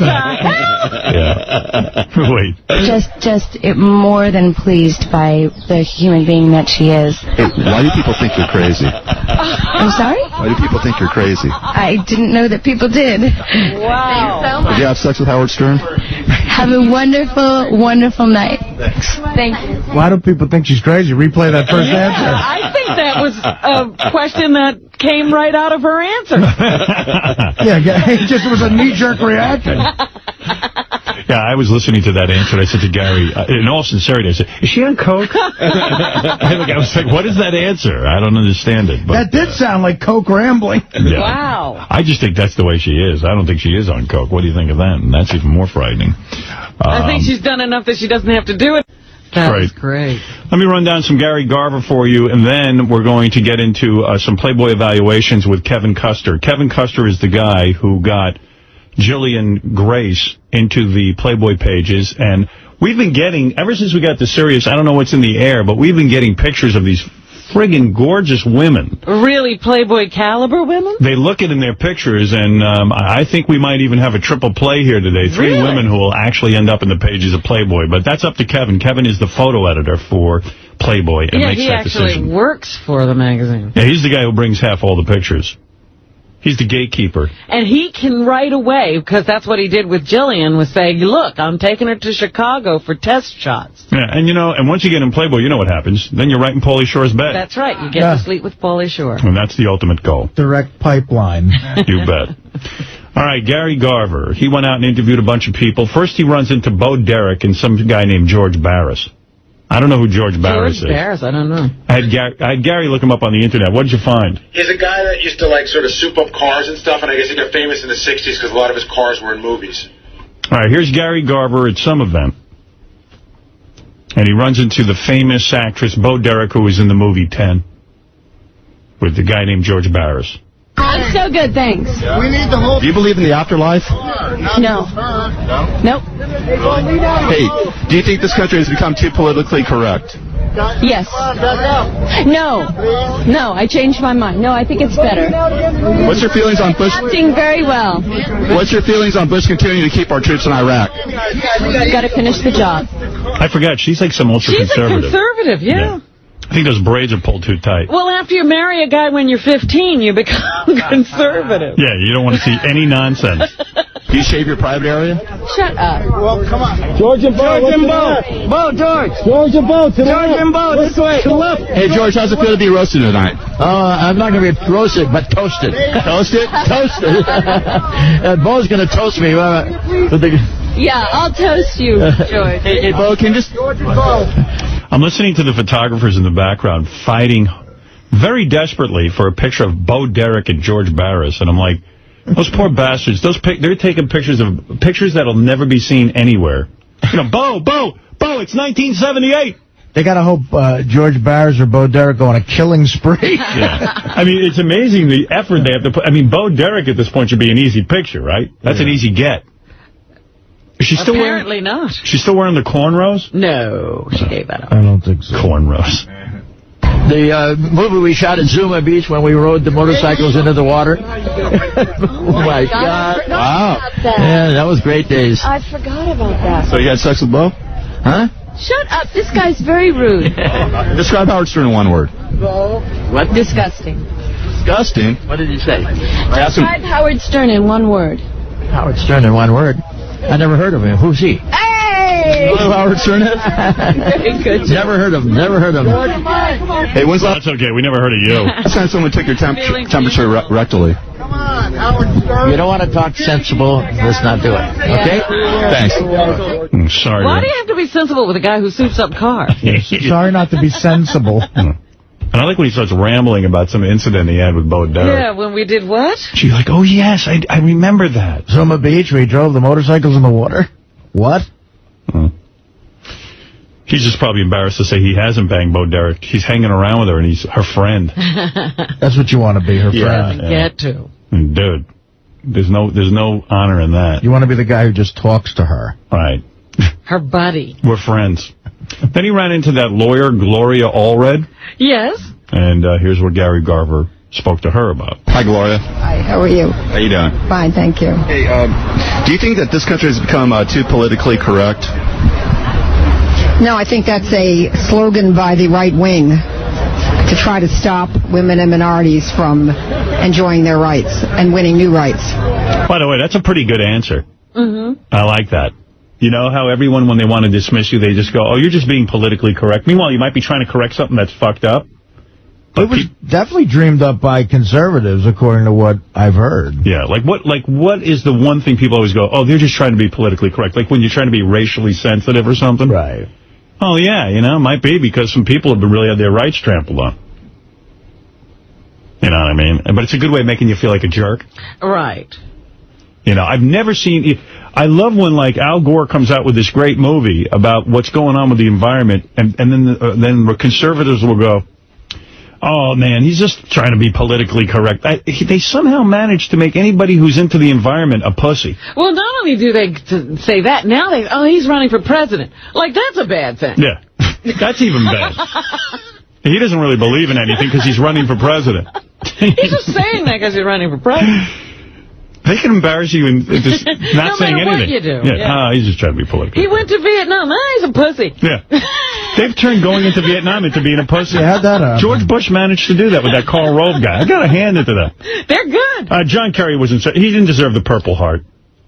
Yeah, how'd that happen? Let me see George Bush set one foot in Vietnam. It was a flesh wound. Hey, you know what? How about a Purple Heart for anybody who even took a step off a fucking boat? That's right. Guy was on a boat that was getting shot at. You know, they got... No, but it turns out it was just a flesh wound in his ass. Well, you know, they've gotten people to the point... I was listening to an Al Gore interview the other day, and Larry King says to Al Gore, you were in Vietnam. Look, Larry, I was a reporter. Right. You immediately start explaining, I wasn't in the line of fire. Right. John McCain, too. John McCain was really in the war. Max Cleland got 2 legs and an arm blown off, and the Republicans painted him to be a pussy. That was the biggest fucking joke on the planet. John McCain. The guy is a decorated war hero, had all of his limbs blown off, and they somehow discounted his war record. And John McCain has a deformity now. I mean, basically from it. John McCain was locked in a tiger box for 5 years. Yeah. Have you ever seen those things? You see him in the Rocky movie? That's fine. Not Rocky, in Rambo. Rambo, yeah. All right. Or, yeah, Rambo. But they had John McCain, you know, telling all our secrets to the enemy. Yeah. He squealed. The only guy who was a real hero, they've determined, is George Bush, who managed to avoid the draft, but did it honorably. That's right. It's an amazing... Jesus Christ, I used to think I was a good sort of spin kind of control guy. You better thank your lucky stars that Karl Rove never decided to do radio. Karl Rove is the man. I wish he'd run my career.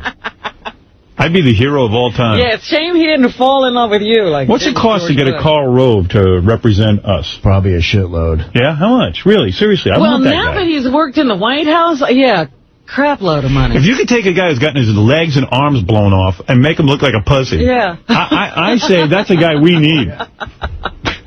That'll shut up that girl on The View. He's amazing. That Elizabeth Hasselhoff. Hasselbeck. Oh, by the way, did you see that stupid new show, America's Got Talent? Not yet, no. Oh, my goodness. I'm not going to like that? It's awful. Let me finish Gloria Allred, by the way, who is actually making sense. Do you believe in an afterlife? I focus on this life and making sure that I fulfill my duty to help repair the world. Do you shave your pubic hair? Do you? Yeah, I do. There's your answer. So you do, too?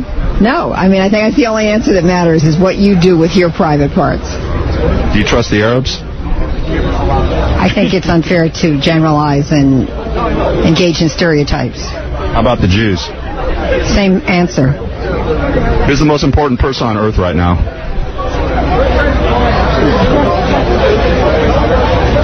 I don't think there is one person who is the most important person. I think everyone is important. And when's the last time you crapped your pants? When's the last time you thought of a question that really mattered? A couple of them ago I thought mattered, like Bush and our country has come too politically correct. Okay, well then let's focus on that. You didn't want to. I think I did. Describe Howard Stern in one word. Successful. Thanks a lot, Gloria. Thank you. Have fun tonight. Take care. She sure sounded like she was pissed. But not sure why. All right, here's another interview. He ran into... I'll need to explain who this person is. Mamie Van Doren was a big sex symbol when our grandparents were alive. She was like the... Let's say the Marilyn Monroe, the Pam Anderson, the Carmen Electra of her day, Mamie Van Doren. Oh, please. You're putting too much... You're giving her too much credit. She had real big boobs, right? Before there were breast implants. Right. And she was a pinup girl. But she was, you know. More like the Anna Nicole Smith of her day. Yeah, there you go. Well, here is Mamie Van Doren. This must have been some event between Bo Derek and Mamie Van Doren. But here is Mamie Van Doren, part one. Hey, how you doing? Fine, thank you. How are you doing? Who are you and what are you known for? Are you serious? I'm sorry. This is the best thing when Gary goes up to someone and asks them, who are they? Yeah. It drives them nuts. I mean, it's perfectly legitimate to believe that most people would not know who Mamie Van Doren Yeah, we just had to explain it to the majority of people. But this drives her crazy. Hey, how you doing? Fine, thank you. How are you doing? Who are you and what are you known for? Are you serious? I'm sorry. I'm sorry. Who are you? Who are you? I'm Gary. Gary who?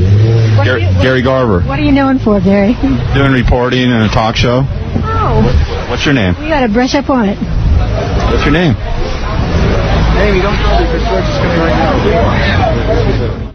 Oh, she wouldn't answer, huh? Well, then he got her again. Oh, so hold on. We just found out you're Amy Van Doren? Yeah, Amy with an M. Amy with an M. So what made you famous? Well, Howard Hughes discovered me when I was 16 in a beauty contest. Try to make it short. And from there on, I just got lucky. I lived in Hollywood, and the right people saw me, and I did a lot of theater, little theaters, and they discovered me, and Universal put me on a contract and put me opposite Tony Curtis. So did Howard Stern bang you at 16? I mean, Howard Hughes. Howard Hughes?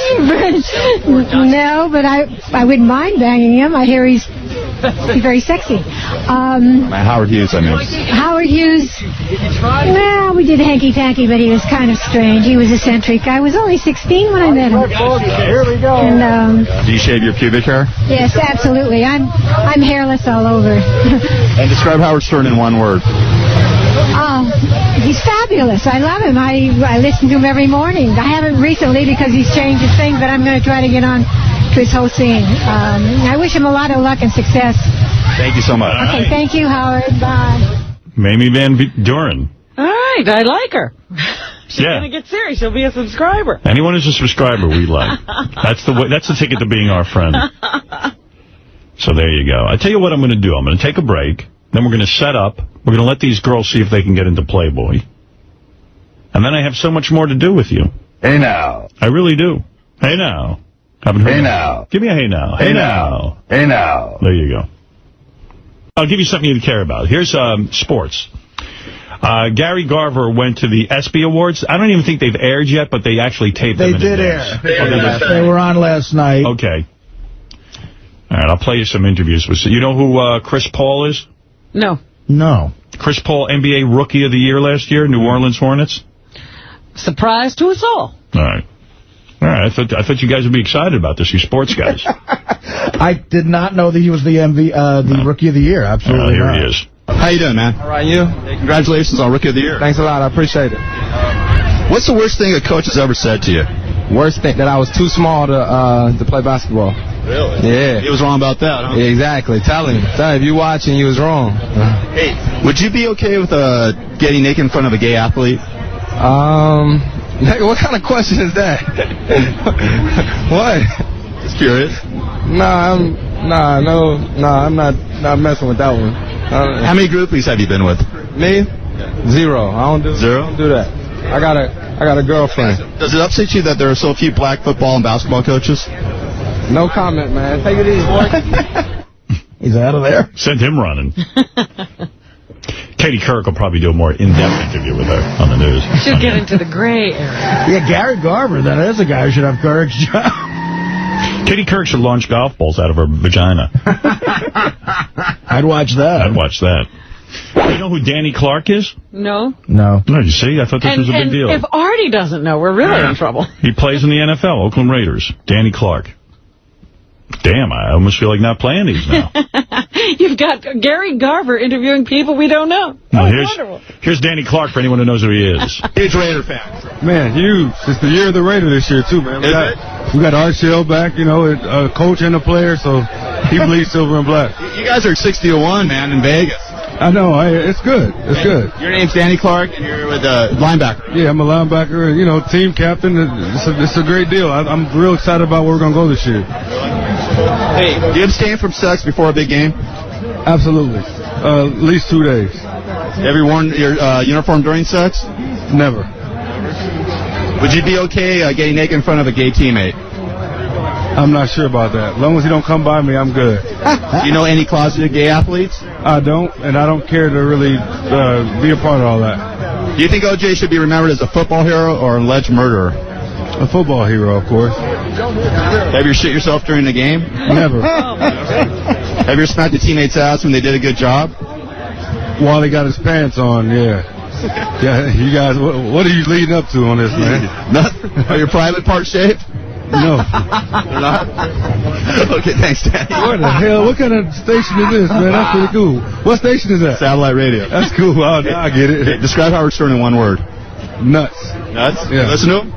Yeah, I would, yeah. Thanks, man. Yeah, but thanks a lot, man. Good luck to Hey, come on. I put some money on you in Vegas. That's good stuff. We'll be ready to go this year, man. You just watch and see. All right. We got 5 preseason games, so you get to see us in the Hall of Fame game against Philadelphia. Okay, cool. Big fan, man. Huge Raider fan. There you go. Danny Clark. For those of you. He hung in there. 60-1, huh? That's not bad. I would put $1,000 on that. 60-1, why not? I would put $1,000 on that. Was 60-1 to do what? To win the Super Bowl. To win the Super Bowl. Oh. You They can start that right away. Yeah. Oh, God, yeah. That's the best time to go. You put down all those. And I guess You know what? I'd put $1,000 on that, too. $1,000? Yeah. I mean, he said this guy Art Shell is back. He was their coach in like the early 90s, and they were good. And I didn't realize he was back either. So where can we put $1,000 on that? in Vegas. Let's do it. Dude, I'm going. You want me to put one that way? Would you? I'm doing the Best Damn Sports Show Saturday from... so if I bring in... From the Hooters pool. So they got to make it to the Super Bowl, right? They got to win it, I believe. They got to win the Super Bowl. Win it. Oh. I would do that. I know it's a crazy bet, but, you know, that's one of my plans for this Vegas trip was to bring a shitload of cash and put down a bunch of future NFL bets. Really? If I bring in $1,000 tomorrow, will you put it down for me? Of course. All right, nice. You want $1,000 on the Raiders? That's right. I don't know anything about the sport. To win the Super Bowl. That's right. So you're giving away $1,000. Yeah. Why don't you just give it to me? All right. I'll bring in $1,000. I'm going to give it to you. Who's to say I'm not just going to keep it and cover the bet, Robin? Smart. I've done that before and been fucked. Imagine that if I owed you 60 Well, I'll win 60 G's, right? If Garver's not bullshitting and it's 60 to 1, yeah. I could use that. See, Will know better. Will knows the NFL way better than me currently. I don't know what the Raiders are like this year. I do know Art Shell is a good coach and was a good coach in the early 90s, but he needs the players. You know what it is? You never know. Every year, whoever the alleged favorite is, usually doesn't come in. Yeah, but in football, like, if you're 60 to 1, there's a good chance you ain't winning the Super Bowl in football. But it's for $1,000. Yeah, well, I mean, a lot of people look at... I could use 60 grand. That'll be fun. I'll throw a little party. We'll have a good time. A lot of you see, but... I'm already spending the money. There'll be no party, though. You're a good game. Like, there's a good chance they're not even going to be there, you know, so there'll be no one game you could win. So you're talking me out of my bet. A lot of gamblers would say, dude, you're throwing $1,000 away. What are you doing? That's why I'm not one of those guys. To me. That's your problem. I'm not one of those guys, man. I love this type of action. Hey, Will, am I throwing away $1,000, putting it down? I just like the odds. Will, what do you think about the Raiders at 60 to 1? Is that it's throwing money away, right? Throwing money away? No, it's a retarded bet. Why? It's throwing money away. They're not even going to make the playoffs. Yeah, that's the thing. They haven't done anything to improve themselves from last year. In fact, their quarterback probably got worse. Yeah, Art Shell's just a coach. He's not on the field. He's not on the field, right. So give me a reasonable bet. Who do you think? Give me the top 3 teams in your mind. You see, because a lot of times teams suck after having a good season. Yeah, but you're not going to get the best of odds. That's the problem. That's it. 60 to 1's a fun bet, but who do you think is going to Most people are saying it's going to be the Patriots versus Carolina. Patriots are good every year. They're a new dynasty. But Carolina, no one ever expected them to be good a few years ago, and all of a sudden they're good. But they're good. There's insane like parity in the NFL now. Right. Yes, but have the Carolina Panthers won a Super Bowl? Not in. They were in it. They were in it recently. But they didn't win. No, but they were in it. I mean, you know, they lost. They were close. They lost to the Patriots, who were a juggernaut. Right. They're like, insane. All right, let me continue with this. Okay. You don't want the grand? In other words, you're not betting. You guys are making me feel like an asshole. It's throwing money away. It is. Well, then forget it. Fuck, I could have taken See, the grand. talked him out of giving me $1,000 too. I was going to give it to Robin. Honestly, I would never do that to you. It's a dirtbag move. I would have put it down. Here's one of our favorites, Leon Spinks with Gary Garver. Boy. You never can understand what he's saying. How you doing? Let's talk to you a little bit. How's it going, man? I'm all right. Yeah? Yeah. Do you think Lance Armstrong used steroids? I don't think so. I don't know them. But you never know what they do behind closed doors. Hey, do you think that the WNBA is strictly a showcase for lesbian athletes? No, I don't think so. I don't think no way about that. Since nobody gives a crap about hockey, should they just get rid of the NHL altogether? I don't know. I think it's just give it a try and let it go along. Was O.J. Simpson guilty? Well, I wouldn't know. You never know what they do behind closed doors. Did you ever shit yourself during a fight? No. Ever? Yeah. Never have. Are your private parts shaved? No.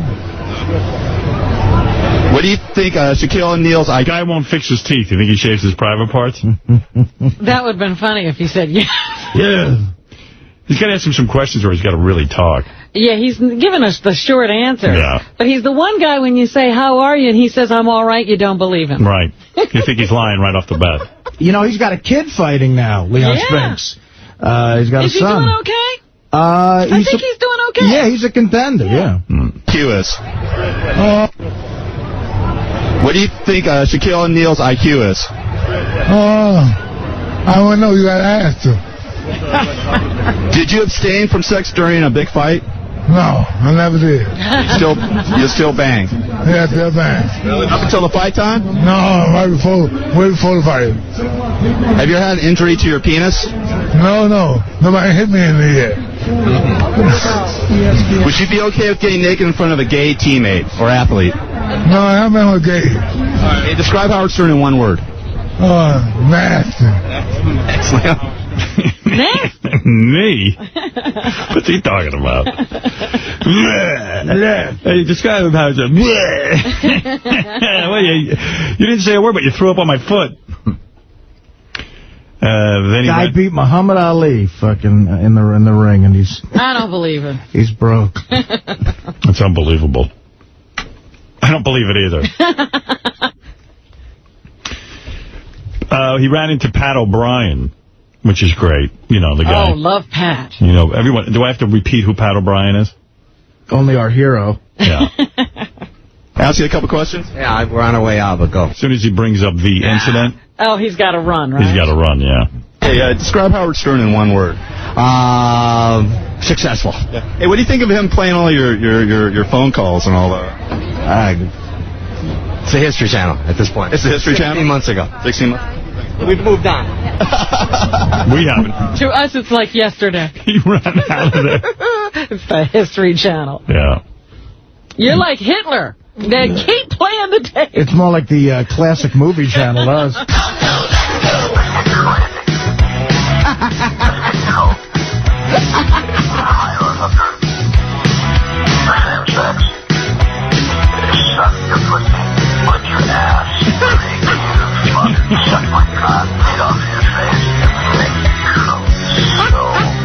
Out of control.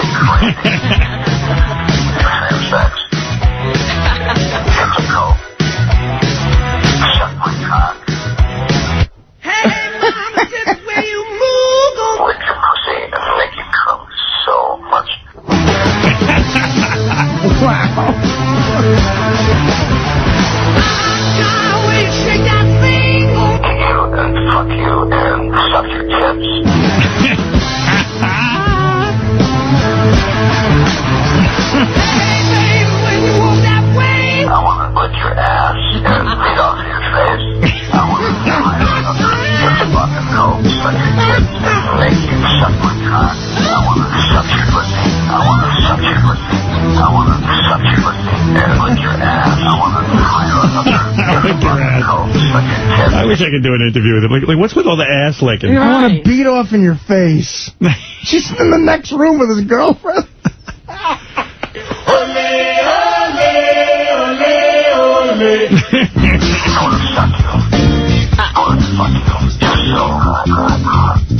I really thought at the film festival somebody was going to make a movie about that night, like have a guy play Pat O'Brien. Right. That would have been funny. That would have been good. For a complete reenactment. You know, I ran into in Pittsburgh the kid who did Degrading Henry.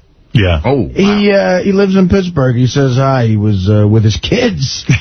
Yeah. By the way, the winner of the film festival was all over AOL this past weekend. What was he doing? No. I'm just talking about the film itself. Oh. You could click on it on AOL and watch it. Oh, that's cool. Really? Yeah. How'd that happen? I don't know. Fucking internet. Howard? Yeah? I want to remind you after you're done, there's one more Gary Garver that's pretty funny. Yeah, I know. I'm getting there. We're just listening to a little Pat O'Brien. We're enjoying the music ramblings of Pat O'Brien. I want to fuck you and suck your fucking tits. Jesus. Lick your pussy and read off your face. Suck my cock, lick your ass, and make you come so much. I want to fucking eat you and fuck you and suck your tits.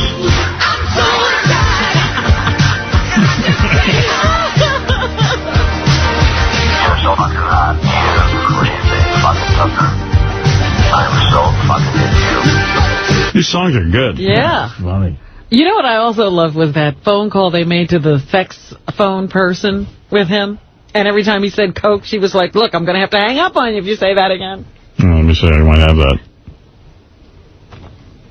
Oh, they don't have it ready yet, Howard. Oh, Nah. That's a great one. It's too bad. Missed that. Saved message Sunday, 7:51 p.m. So fucking hot. Just look at if you agree with anything I've said, say yes to me. Or wink. I want to fucking go crazy with you. Drive you nuts. He's fucking great. Unbelievable.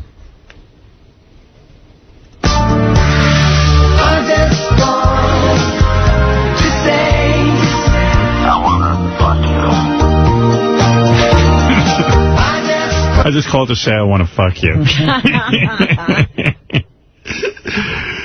Oh, those are so great. I mean, there's a million of them. I'm not going to play them all. Yeah, you're right. A film would be great with that, because that supposed scene is just insanely funny. Get in the next room.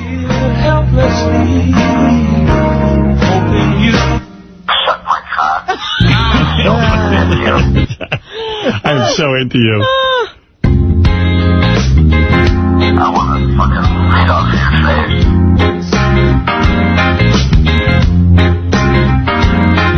I'm so fucking into you. I still want to see the chick. Yeah, there's so many people to interview off that. Yeah, let's find her. Yeah, who's making them do it? I want to read off your face and suck your chips. Hanging down, wiggling the walk and suck my fucking cock. make the world go round. I want to interview his girlfriend. Oh, I think she's gone. Oh, yeah?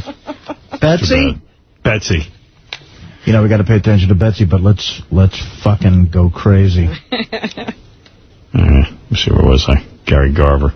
Oh, yeah, okay. Here's Gary Garver with a guy. You know this guy?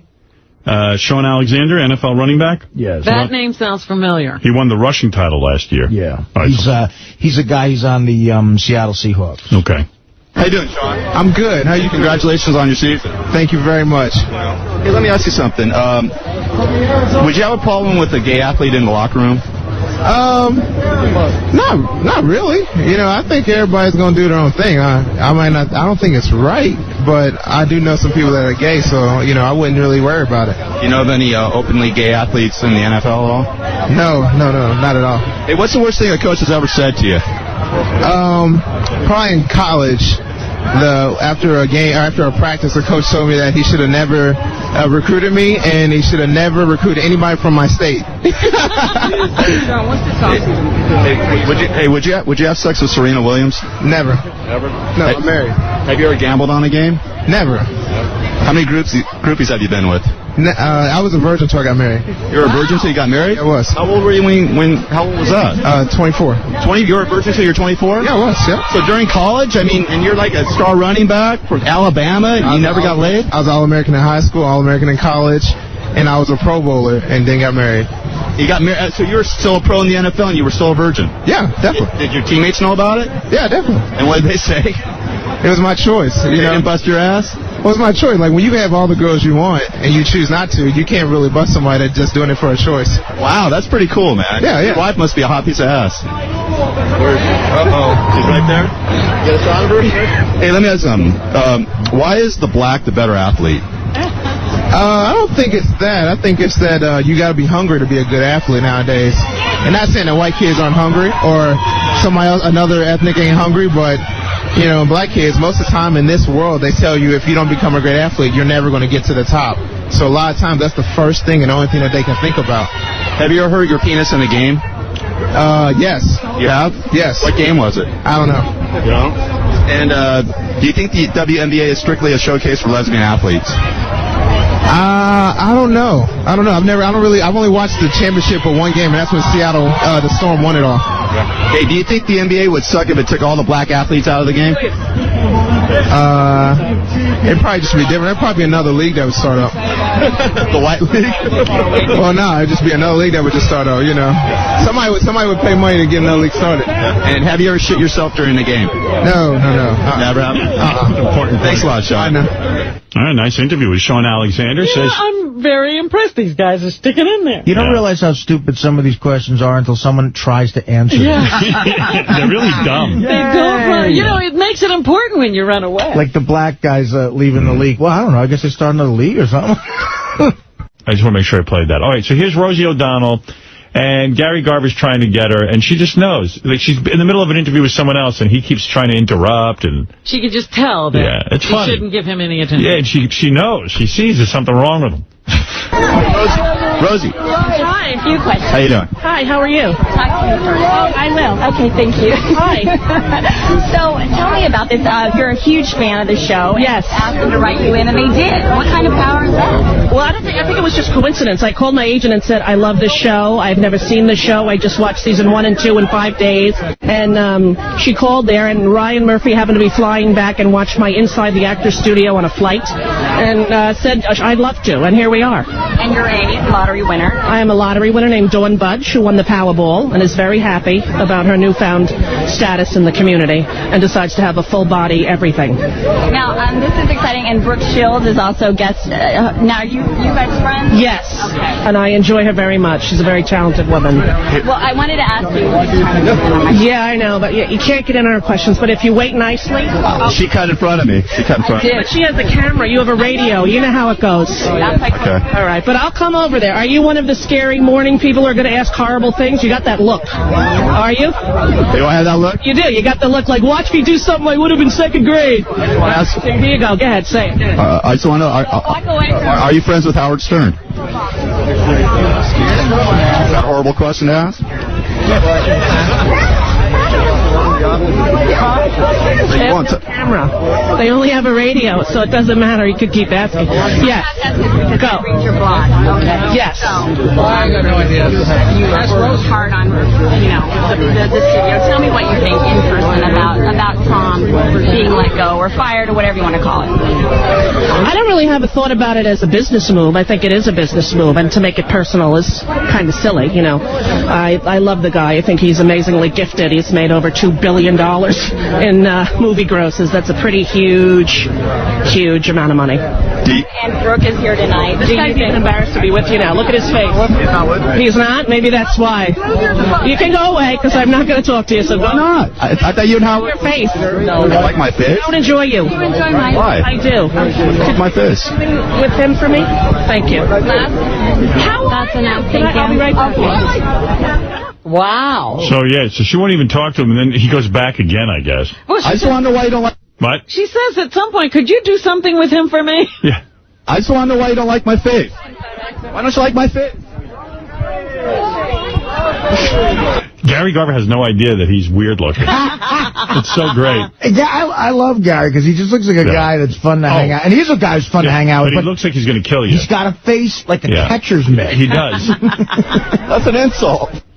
All right, then I don't know. Then he gets her again. He's like all over.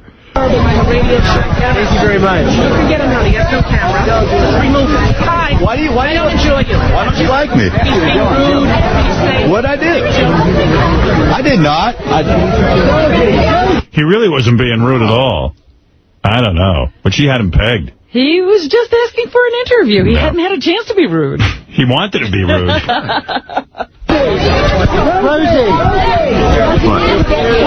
How are you? How you doing? How you doing, Scott? I'm Gary. Hi, Gary. Ugly face. Who said that? Rosie said I had a horrible face. I didn't enjoy your face. What does that mean? Does that mean I'm not good looking or what? No, it just means you had the intent to harm in your eyes. I know. Harm and lie? In your eyes. Rosie, get out of here. We need to get going. I'll eat. Boy, she really hates him. This is a riot. I'll go. I'll go. Here's me, in case you need me. Tell Howie we said hi. Sorry about that. And I love Gary. I love the other Gary. Well, I don't know you. I'm a good guy. I'm a good person. Who was that? I don't know, but it sounded like craziness. She knew. I can see it in your eyes. You have evil in your eyes. He's the look of evil. He is. Gary Garver. When you see him on Howard TV, you know he's got the evil look. You know what she's talking about. She was kind of mean to him, though, I think. Yeah, I think she overreacted a little. But he was going to be mean, I'm sure. I got to play you this. This is great. Gary Garver was out doing interviews. And, of course, he gets thrown out and stuff. The coolest one is, though, he didn't get thrown out of this. He went over and interviewed Desmond Tutu. Who is Desmond Tutu? Desmond Tutu was that minister dude. He's a priest from South Africa. Bishop, right? Yeah, Bishop Desmond Tutu. He used to go around the country, trying to get people to help end apartheid in South Africa. Right. Yeah, Gary Garver interviewed him. The man deserves better than that. It was pretty cool. Here, listen to this. How are you, sir? How are you? I may go to hell for this, but I got to ask you these questions for my job, okay? Yes. You go ahead. Ask anything. Does getting the Nobel Prize help you pick up girls? More than that. I mean, there must be thousands. Nice. Oh, very nice. Very nice. Have you ever smoked pot? No. Never? No. And is it okay to have sex wearing a condom? Not wearing a condom? Wearing one. Oh, I mean, I would be appalled if anyone did not practice safe sex. And so, as they say, the ABC, huh? What's that? ABC, abstain. If you can't abstain, be faithful, and when you have sex, condomize. ABC. Thank you, sir. Hey, happy birthday. God bless you. Thank you. He's got a good sense of humor. What a cool dude. Yeah, he was cool, right? Is he a Sir? Sir Desmond Tutu? I don't know if he got sirred. That's knighthood. Yeah, but anyway, Gary Garver asking the tough questions. I always mix him up with Idi Amin. Oh, stop it. They're two different ends of the spectrum. I like how Gary Garver goes, can you get girls if you get the Nobel Prize? I know, the Nobel Prize. The Nobel Prize. Oh, yes? Yes, of course. Thousands. Look, I got to go answer the phone. Baba Booey needs car information. I'm up to my ass and pussy. But then things didn't go so well over at some, I don't even know what event this is. Gary Garver interviewed Christina Ricci. This is a benefit for to raise money for autism awareness. Oh, autism. Okay. Yeah, we had a great question. This is Wednesday. It was, yeah. This is a great question. One of the questions we wrote down was, I don't know who wrote it, but what's the difference between autism and retardation? And no one knew. Right? How many people did he interview? I don't have that many of them, but... He really interviewed about 6 or 7 people here, but... Did anybody know the answer to that? No. No. Nobody even knows what autism is. Did they know what autism was? No, but they just go to this shit. The publicist tells them. Yeah. Well, Christina Ricci was with Gary Garver. She played, you're right, Robin, Wednesday in the Addams Family. Kind of cute chick. Little tiny chick. How you doing, Christina? Yeah, I'm good. How are you doing? Hey, do you miss playing Wednesday Addams? Sometimes. Yeah? Is it true that your father practiced shrieking therapy? It's called primal scream therapy. Yeah, he did. What is that? It's group therapy where it's a lot like, well, it's similar to S. Group therapy where you get out your rage. Could you demonstrate what it is? No. This is a classy joint. Do nude scenes make you uncomfortable? No, I love them. Really? No, of course they make me uncomfortable. Are you too short to be A-list? You're never too short to be A-list. And can you name your favorite Howard Stern moment from the past 20 years? Don't listen. You don't? We gotta get going, thank you. Nuh-uh. Gotta go, thank you. Then Gary runs into Elizabeth Perkins. You remember her? Yeah. Dark-haired chick, used to do a bunch of movies with Kevin Bacon and stuff. It's on that show Weeds now on Showtime. Yeah, I don't watch Weeds. She was the one in Big. She was in Big, yeah, with Tom Hanks. Elizabeth Perkins. She was in a lot of movies. About Last Night. Yeah, About Last Night, that's right. So he ran into her. I don't think she's a fan either. And then she doesn't look like she has a good sense of humor. And then word starts going around that you're there, that Gary Garver's there. Yeah, and then he gets thrown out. But here's Elizabeth Perkins with Gary Garver first. Let me ask him, would you have sex with Howard Stern? Never. Ew. No, he'll never have me on a show. What's the difference between someone with autism and a retard? I don't really know how to answer that. Thank you. Thanks, Elizabeth. Yeah. That's actually the interview that got him tossed. Did it? Why? What did he ask? It was the autism retard question. The autism retard question's legitimate. You're at an autism event. What's the difference between being retarded and being autistic? Yeah, we're trying to get educated. Yeah. What's the matter with you? What's the matter with these people? So here's Gary getting thrown out by the publicist. So I can't have questions like that on the carpet this evening. Okay. It's okay. I want to really... What now? I want to thank you for coming, but we can't have... I just got here. I know, I can't have questions like that on the carpet, though, this evening. She was laughing about it. Yeah, but I can't. She's just gonna... She was what? Can I have you come over here, though? Can I have you come over here, please? Come over where? Over here. You're trying to quarantine him. It's like he's got a disease. Yeah, taking him to the area where he can't get to anybody. The area where you disposed of human waste. Just say you want me to leave. So I get... Okay, then I'll stay. Because they're paying me to stay here. And if you tell me to leave, I'll leave. Yeah, I need you to leave. All right, cool. Is that hard to say? Why is he so nice about it? If you want me to leave, just ask me. I'd be like, hey, you invited me here, and I'm asking questions, and get off my back. I have a job to do. I can't have questions like that on the red carpet this evening. What evening? I would have said to her, do you know the difference between autism and retardation? Because I don't. I'm just asking. But what evening would it be appropriate for me to be? There are evenings where there's a big Jackass 2, it might be appropriate. They take those red carpets so seriously. Yeah, it's big business. Big, serious business. He interviewed a whole bunch of other people somewhere else. Like you said he had a Dick Van Dyke interview? Yeah, Dick Van Dyke. It's kind of sad. The guy sounds like he's 10 million years old. Because he is 10 million years old, yeah. This is the guy, Dick Van Dyke, for Christ's sakes. Mary Tyler Moore. Can I explain this event? It's one of the saddest events ever. What is this event? It was a Dick Van Dyke roast. Oh. And it was a Dick Van Dyke roast to raise money for some charity, but it was like Loretta Swit, Dick Van Dyke, Dick Martin from Rona Martin's Laugh. And it was like an old crowd. Like Loretta Swit was hands down the youngest person there. Wow. How old is Dick Van Dyke? I gotta guess he's 75, 80, wouldn't you think? Let me hear what he had to say. Honor to meet you, Mr. Van Dyke. Hi. How you doing? Good. Is comedy too dirty these days? For me, yeah. Yeah, I think... Gee, what a shock. Yeah, I like working Queen. You know what? When I tripped over that ottoman on the Dick Van Dyke show, that's good humor. Yeah, nowadays when you trip over an ottoman, you have to yell out, "Oh, fuck," to make it funny. Honor to meet you, Mr. Van Dyke. Hi. How you doing? Good. Is comedy too dirty these days? For me, yeah. Yeah. Yeah, I think they just went out of the box a little bit too far. Yeah. It's a little too nuts. All of television now. I'm down to Jeopardy and the History Channel. It's because you're 81. Every 81-year-old watches Jeopardy and the History Channel. My father watches Jeopardy and the History Channel. He's your age. It just seems to me like I wonder why the Middle East is so mad at us. The culture that we're exporting. Oh, of course, it's our fault. Oh, now, there's a reason we're getting bombed.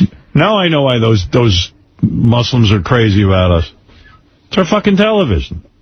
We use the F word. It's our fault. It offends them, our life. They were right. Yeah. He should go over and wrap a turban around his head. You know, gratuitous sex and violence. Fortuitous sex. Dick Van Dyke. All old. Doesn't it bum you out when somebody that you thought was funny at one point? I mean, that show was funny when I was a kid, but he just stopped being funny. He's 81. You're not funny at 81. Ask Imus. Nothing's funny. You're not funny when you're too young or too old. You're funny like between 30 and 60. Yeah. And my clock's running. Okay? That's why Artie's here. Robin and I go off to the retirement village. He'll take over. Let him do this. We'll call in once in a while and go, "You fuckers are too dirty." It was funny last night. You fuckers are too dirty. I was listening to Bubba for a little bit, and he was pointing out that, he's 12 years younger. Yeah. Than who? Than Howard. Bubba's 40? Yeah. And so he was 40 10 years ago. He hopes to still be around after you go, so that, and continue to do shows under, the Howard 100 name. Because I told Bubba in the meeting, I said, you guys are the future of the channel. You guys have to, when I'm an old man, you guys have to come spoon feed me. I had him, Howard, at like shock the pussy. He's going to have to go on. Yeah. I had him at about 48. Did you? Yeah. Wow. Bubba's a young guy. He's 40 years old. I didn't think he was young. I thought, he's been around. I've heard his name for a long time. I just thought You thought Bubba was 48? I did. Wow. Yeah, and he was all pissed about Artie calling him weathered. Sorry, Bubba. You don't look weathered. You look fantastic. Look, I'm 38, and I look, I look weathered. So Dick Van Dyke is talking here. Let's continue on. Right. And the comedy is smirky and smarmy, and no wonder they don't like it. Hey, speaking of dirty, I don't think the Muslims over in the Middle East are watching American television. And they don't understand it. Yeah. They can't speak the language. They're not even allowed on the Internet. Yeah, and all that's on their TV is Claire Xen. They don't like it. They don't like our dirty television. So, Gary, first of all, everyone's screaming about how dirty television is. I can't find any dirty television. Name a show that's dirty. Damn shows are squeaky clean. The dirtiest show I can think of is like The Family Guy. It's a cartoon. Yeah. How I Met Your Mother? That's not dirty. Yeah, I mean, Dancing with the Stars, okay, the outfits are a little provocative. Yeah, network TV. So, I mean, obviously on HBO you can figure it out. But that's the problem. These Muslims are getting a hold of Sopranos and Sex of the City. And when they get a hold of it, they get hard-ons, and they get excited, and they get mad at America. Yeah, that's our fault. What a simplistic asshole comment Dick Van Dyke just made. Now I know why they're all mad at us, because of TV. No wonder. Yeah. You should hit the rewind button just for one, because he's about to go into your question. What do you think of Howard Stern? I haven't heard him for years. Once when he was first beginning to become prominent, I listened to him, and it wasn't my cup of tea. And what is he on, Sirius now? Yeah. Yeah. No, I never hear him anymore. That's not... He and Jerry Springer are not my cup of tea. One other thing. Do you think it's time for the Jews to forgive Mel Gibson? Yeah. Yeah, and having been there myself with the alcoholism, I know that a lot of things come out, and I don't think it came out of his subconscious. I think he was trying to say something insulting to this guy, and he said, "Are you a Jew?" And then, but you ever said anything like that when you were like? No, I don't think I ever did. I mean, there are some people who say that you wouldn't say something like that unless it was buried in your subconscious somewhere. But I really believe that that's not Mel. He lives in my neighborhood out in Malibu. He's got a big swastika on his house. Found him to be. He's a good father and a good guy. I don't think... I never said that when I was drunk. He's never called me a Jew. I called a bunch of people the N-word. Dick Van Dyke would never call somebody a bad name or a Jew. He's just too nice. I think. Even drunk, he was too nice. Howard Stern's not my cup of tea. He needs some dental work. Yeah, maybe he should see Dr. Kaufman. Yeah, he needs to make an appointment. Stay in there a couple of hours, get those teeth straightened out. I tell you the truth, I do forgive Mel Gibson. He lives in my neighborhood. And, I don't think he really does hate the Jews. What is your cup of tea when you're 90 years old? Tea. Tea is literally your cup of tea. You actually want a cup of tea. Barnaby Jones. But how unfortunate. It means that, discrimination is not dead in this country like we'd like it to be. Congratulations today. Oh, thank you. Thank you so much. Everybody else is dead. They had to call me. Take care. See, well, he seems like a good guy. I'm just not his cup of tea, He didn't trash it. He just said it's not for him. Yeah. But apparently you're not a lot of people's cup of tea. Yeah. So he's the next. Well, yeah. Because the next guy I spoke to was Dick Martin. Now, they did Ronan Martin's Laugh-In. Which we love. And it was sort of like the cutting edge for its day, wouldn't you say? Yeah. So this is really sad. Gary Garver told me that I think Dick Martin's in a wheelchair. Oh. And he also has, like, the speech is sort of impeded because something happened because he's older. So, But he's still funny. He's trying to be, get the one-liner. How you doing, Dick? Good to see you, Gary. Hi. Big fan of yours. Thank you very much. Do you think Saturday Night Live ripped off Laugh-In? Well, Lorne Michaels was working for us on the Laugh-In staff for the last 2 years, and he's like our Frank Smiley. I did recognize a couple of things that showed up there, but that was that B sketch. Different sketches. I don't think either one of them would go today, but I guess Saturday Night Live is still on, isn't it? Good Lord. Oh dear. Do you think homosexuality can be cured? God, I sure hope so, because I've been lingering on this for so many years.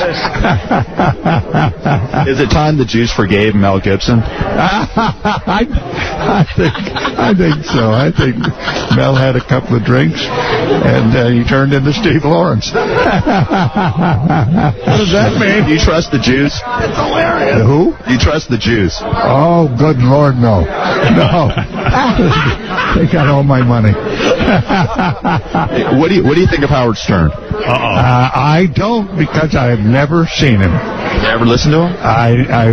Once I think I heard 3 sentences, and that is not my humor. I don't like that. 3 sentences? I don't believe him. That's all it took. Hey, What did you got to say? listen to more than 3 sentences. I must have just, who knows? I must have blurted out something insensitive. I like cunt. I love cunt. I like cunt.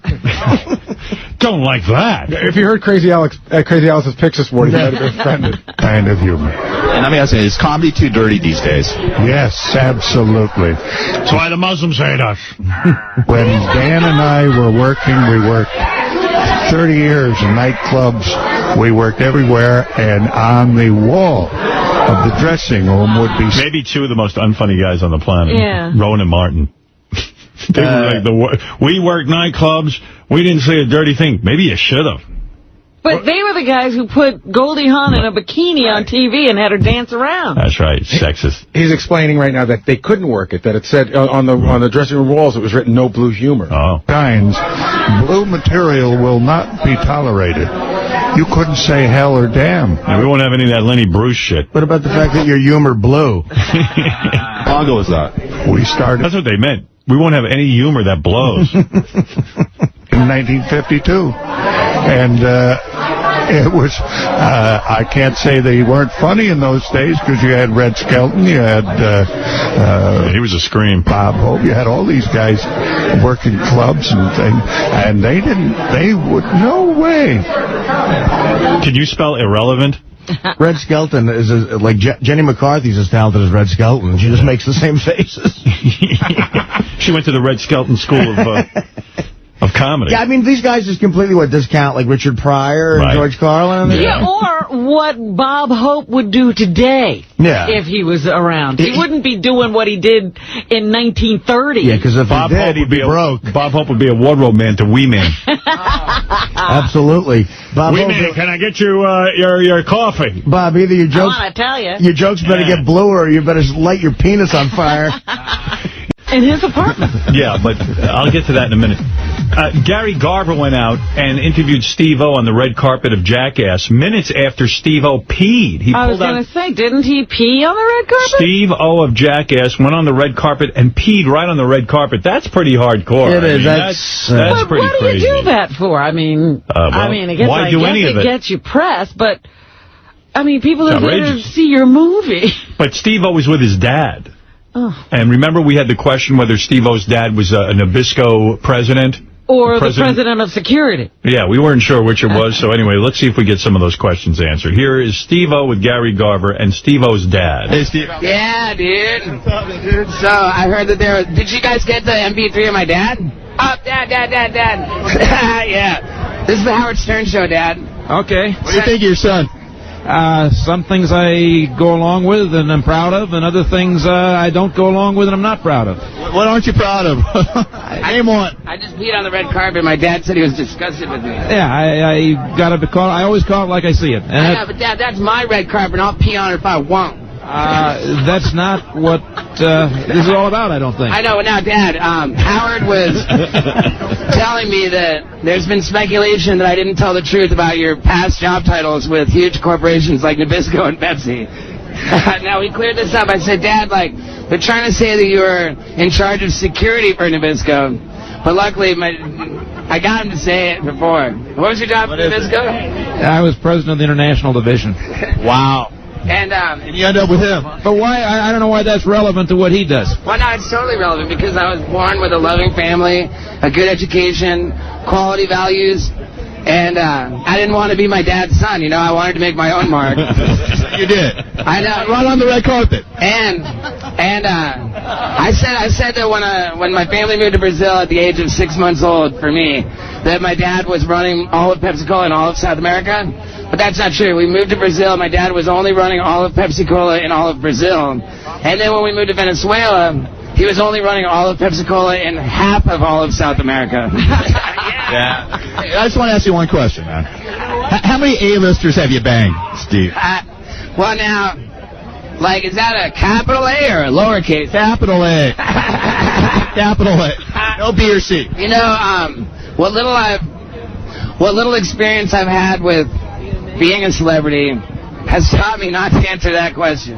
Even though I might as well go ahead and be honest. The answer is nobody. Hey, one other question. Come here. If you guys are so brave, why don't you sign up and fight in Iraq? Because it's a worthless war that should never have been started. It's bankrupting the country. Wow. And I think that George Bush is the worst fucking asshole that ever launched out of this corrupt political system. Even though my dad manages all of our money, and my dad has managed to make money off of every poor decision George W. Bush made, and we're actually sitting here secretly rooting for George W. Bush to fuck with Iran. Because we know... Hey, come on. Right. Even though if hypothetically he did, that would be dollars, right? No. You said it was... I love your statement, sir. All right, well then, my dad disagrees, so I obviously take it back. Very good, sir. Wow. His dad was like the international president of Nabisco, and Steve-O is like I thought like Steve-O came from like rural Kentucky or something. And he went to clown college, which is I didn't know that's what he claims. I mean, if you're the head of Nabisco and your son comes back and says, "Yeah, Dad, I got into school," and you go, "What school are you going to?" And he goes, "Clown college." Right. I mean, you probably want to just kill yourself. I'd be proud of that. Well, he was did it a make good college. He did make his own mark, but you know, was it a good football team? I mean, just the clown college thing. We're not seeing Steve-O today. That'd be a great sketch, a clown college football. Yeah, right. I think we had them in here earlier. But no, he's missing the point. He said, "I grew up with values." He grew up with money. Like the fact he doesn't have to risk killing himself for money. It's weird that he would do it. He said, "I didn't want to be my father's son. I wanted to be my own man," and he is. Yeah, but you wonder how he got this out of control. I don't know. It's a fascinating story. I would like to read a book about that. I understand Richard doing the things he does. I understand Steve-O. By the way, Jackass 2 is the #1 movie in the country. $28 million. $28 million. A lot of money. I was reading the review. I guess the Post and the news both were disappointed in the film, and the guy, I love the guy. The guy goes, "Let me just say that this is one of the most ridiculous movies I've ever seen." And I'm like, "Well, yeah, that's the point." It's Jackass. But the father does sound like he loves his kid, but he does sound disgusted with him in a way. Right. It's a funny dynamic there. Yeah. Those two, I'd love for his father to come on here. That would be a perfect interview. It would be great to see them together. Yeah. Well, but the father's a bit of a loose cannon, too. Screaming about the president so readily. No, you got to love it, though. Let's see, there's some other people there. I haven't heard these. Dave England, whoever that is. I don't know what's going on with him, Howard. Either he's been drinking or he's got some odd speech affectation. Who is Dave? Who is he? I think he's one of the guys. There's guys in Jackass that we don't even know. Oh, I know who he is. Yeah, Dave England is he's a face you'd recognize from the movie. Okay. Hey, what's up? Who are you? I'm Dave England from Jackass. What do you do? Look at people in bubble suits and wish I had a bubble suit on. What are you famous for? Shitting. You really get paid for that? Yeah, I'm a professional shitter. My name's Dave England, and I'm one of the few people out there that get paid to shit. What, you do talent or just stupid? Well, if you don't think shit is a reputable occupation, then what I do is stupid. But if you think... You know, a lot of people in the industry should start shitting just like this guy. Shitting. Who pays him? Jackass made $28 million. They all got a piece of the back end. He did it on camera. Did you get a piece? Did you ever get a piece of the back end of Star Trek? No, I did not. That's what I'm saying. Yeah. These guys. I didn't realize. Back end in that context has a different kind of. It's a reputable occupation, and what I do is very legitimate. Have you ever had an injury to your penis? Yeah, my penis gets fucked up on a regular basis. It's got bent in half, crushed, and smashed, and had to be reconstructed in 7 ways. Is Jackass sexist? Yes, Jackass likes men over women because the women don't have as many penises. Do you think black people would be good on Jackass? Yeah, black people would be good on Jackass because we can make a new show called Blackass. But we won't be making that anytime soon because us white dudes are cashing in right now. And are you circumcised? Yeah, I had my dick circumcised, but since my son won't be like me because I only have one nut, I left his dick uncircumcised. Thanks a lot. Nice. Thank you. I'll tell you, Sulu takes a shit in Star Trek 7 would have made a lot of money. Oh, that's how you get... Speaking of that, also, Gary Garver, I haven't heard this one yet, but Fafa Fohai told me it was pretty good. Gary Garver ran into the football player Jim Brown, the ex-football player Jim Brown. We've had him on the show before. Yeah. Well, Gary says is a pretty miserable guy. Yeah, he always seems that. And he said, and then you run into Gary Garver with his Howard Stern questions, and doesn't help your day? No. Hey, Jim, can I ask you a couple questions? Sure. Were you the best running back of all time? Oh, that's a entity. I played. I had a real fine career. I appreciate all the other talent that have passed through the history of the game. And that's kind of a silly question. Sorry. Is acting hard work? Well, everything is hard work that's worthwhile, and acting is no different. Do you regret retiring so young? That's a negative. I'm very proud I retired at the top of my game. I was 29 years old, MVP of the league. We played for the championship the last 2 years. How would you solve the problem in the Middle East? It's something that I would not dare to think that I'm bright enough to be able to comment on. So I'm just hoping that the people that have the power can understand diplomacy, caring, love, and respect. Do you hate white people? Oh, man, come on, son. What station are you from? Satellite Radio.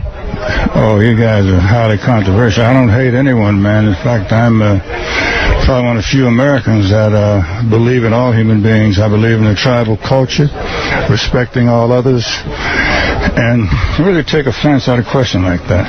Do you support gay athletes? I support human beings, whether they're gay or not gay. If it's legal, then it's okay with me. Did you ever shat yourself during a game? What? Did I ever do what? Shat yourself during a game. What does that mean? Yeah, what does that mean? Shat yourself? It's a bad question. Why would he shit himself during a game? I guess it's And why would you say it is shat? I don't know, man. I don't know why it says it is shat, and we've actually got people who have shit themselves during a game. Oh, we have? All right. Like, went to the bathroom during a game in your pants or something like that? Not a problem. Oh, man. I'm finished, man. I'm finished. Thanks. Jeez. He's done. He's done. I had it, man. I can't hang in there anymore with you. Desmond Tutu has a much better sense of humor than... most football players. And if you would ask me on paper who would have a better sense of humor, Jim Brown or Desmond Tutu, I would have guessed Jim Brown. I don't know. That's a toss-up for me. I've seen Jim. Yeah, he's miserable. I mean, Jim Brown in an interview usually gives a very, very edgy. Yeah, we had him on once. He wore the... yeah, it wasn't funny. He wore a Kofi. Kofi, yeah. Yeah, Kofi. The African hat. The African tribal hat. The hat that says, I will kick your ass. Yeah. He's intense. I see that hat, I run out the door. Especially when it's in green, black, and red. You know, white guy wants to be around a green, black, and red Kofi. How are you, sir? How are you? Good. I may go to hell for this, but I got to ask you these questions for my job, okay? Yes. You go ahead. Ask anything. Does getting the Nobel Prize help you pick up girls? More than that. I mean, there must be thousands. Look at this guy laughing. See, this is a happy man. How's the Kenny G or the Lawrence Taylor ones? I haven't heard those. They're both great. Are they? Both for different reasons. Why is Kenny G great? Because we find out that he doesn't think much of Howard Stern. Oh, yeah? Kenny G? Right. Oh, fuck him, man. That goddamn You weren't clarinet. a fan anyway. Like the Pied Piper. I like that he calls that a sax. It's a clarinet. He stole your look. Hey, Kenny, can I ask a couple questions? How you doing? Who are you, by the way? Satellite Radio. Satellite Radio? Yeah. Are we live? Yes. Next week. Which channel on satellite radio? I think 100 and 101. Somewhere. Is he XM or Sirius? Sirius. Good, because I have Sirius in my car, so I'll talk to you. If it was XM, I wouldn't be talking to you. Hey, is there a Mrs. G? Yes. Yes.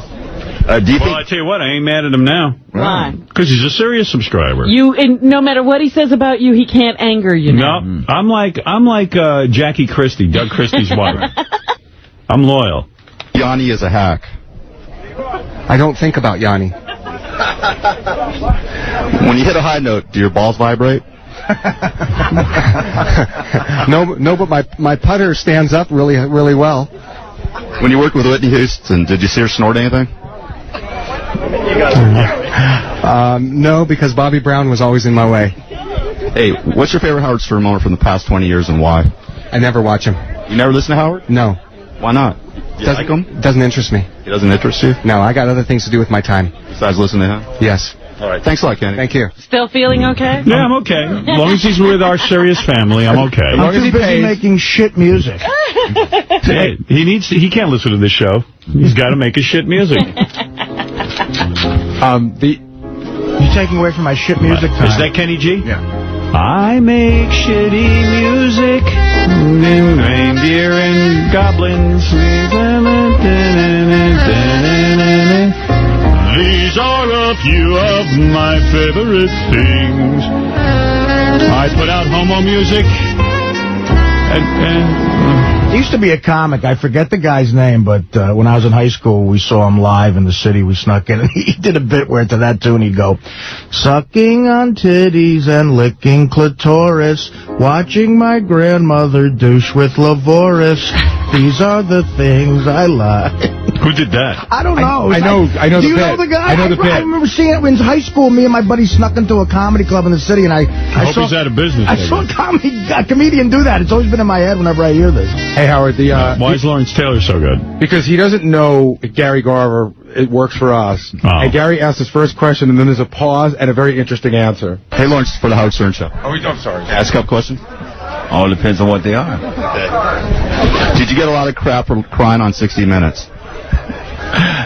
Howard, you can go fuck yourself. Nice. When was the last time you cried? When the doctor spanked me and said, "Hey, welcome to the world." Have you cried today? Not yet. I might though. At your peak, how much coke could you do in a day? I don't know. Hey, shit. Come tell Howard. This old news now. Come on now. This old news. A lot. What's your what? It's old news. Yeah, this is old news. Go ahead. What was your favorite Howard Stern moment from the past 20 years? Yeah, one. You know what? I tell you what. Hey. I always have a lot of fun when I go on Howard Stern show. I mean, he's a great interviewer and he has a lot of fun with it. And as long as you don't take it serious and you roll with the punches. What's that, baby? What's going on? You roll with the punches. It's good. But the last time I was on the show, and he played that 60-minute tape and put the music behind it and tried to make me cry. Oh, that was hilarious. That guy is hey, I wish him the best because he is one of the best out there. I love him. Thanks a lot, LT. All right, buddy. That's my LT. We always like LT on the show. He's good, yeah.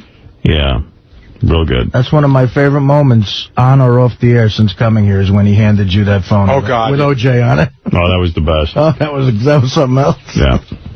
The reason I think this set of interviews is so crazy, Gary Garver went to a country thing, some function. They were honoring Reba McEntire. Yeah, Reba McEntire. And I don't know, he seemed to hit it off with everyone. No one got really offended, and they threw him out anyway. Here he is interviewing Dolly Parton. Hey, Dolly, how you doing? Hey, what's up? Can I ask you a couple questions? Sure. Hey, if Jesus was here today at this event, what would you say to him? Well, I would say, hello, Jesus, I've been looking for you. It's about time you showed up to help us out a little bit here. What do you think of Howard Stern? Oh, I don't get a chance to watch him much, but he's got his own style like we all do. More power to Howard. Do you shave your private area? Well, it depends on what I'm doing and who I'm going to be with. So, okay. Nice. She sounded like she was having a good time. Sounded like she was tickled. Wish we could have got Gary the Richard Pryor information. Then he ran into Jennifer Nettles, who I guess is a country singer. I don't know her. And she seemed to be fine with everything. Hey, how you doing? Who are you? I'm Jennifer Nettles from Sugarland. What made you famous? What made me famous? Well, infamous or famous? Music, obviously. I mean, we have Sugarland has several different songs that have been out on the radio, and Baby Girl was our first single, and we've gone on from there. So without listening to every single, I'll say music. If Jesus was at this event, what would you say to him? Thanks. For what? I think being a good role model. I mean, there are several of them. We could go Buddha. We could go, Gandhi. We could make a whole list. But that Jew that they prayed and a good role model. That's what you're Jesus is that Jew that they. Have you ever had sex to your own music? No. Oh, horrible! Dear God, no. I'd be too preoccupied. Are you kidding me? Can you spell McIntyre for me? I don't know that I can spell. It was a Reba McEntire event, so we've. Oh, can you spell McIntyre? I think I can. McIntyre. Don't ask me how I know that. That's not a bad guess. Or is it IRE? IRE. It is? Okay. That was close. Yeah, McIntyre. M-A-C. No, M-C. I don't know how to spell McIntyre. M-C. T-I-R-E. Okay, yeah. I was about to say McIntyre. M-A-C-E. How was it working with John Bon Jovi? Fabulous. Wonderful. Excellent musician. Good guys. Consummate professional. Not hard on the eyes. Did you have the hots for him? Absolutely, since the 7th grade. Who didn't? Hey, thanks a lot. Thank you. So everything went pretty well, and before you know it, they threw Gary Garver out. They wouldn't even let him go back to his car to get his car. They were just brutal. Well, how did he get out of there? I don't know. It was a real mess. What? They want you out. Let's go. They want me out? Yes, sir. Let's go. What? Step out here, please. All right. What did I say, dude? What? I need you to... I had to go to the sidewalk? You guys are throwing me out to the sidewalk? What about my car? You're kicking me to the curb? What's up with that, man? So I can't go get my car? When am I going to walk home? To Palm Springs? That's a long fucking walk, dude.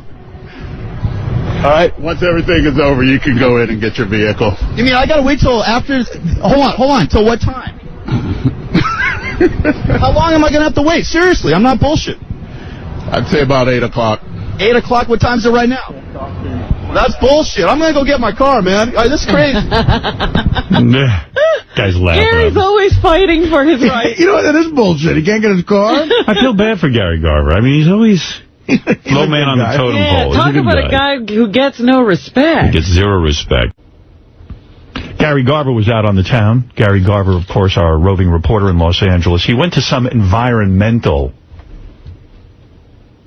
sort of environmental award ceremony. Oh, yeah? Where all the famous people are there because they help the environment. Because they drive Priuses or something. Yeah, that's one of the buzzwords. I said to Fred, every time they say one of the buzzwords, ring a bell, because it's the funniest thing. So Gary Garver goes up to everyone and says, what are you doing for the environment?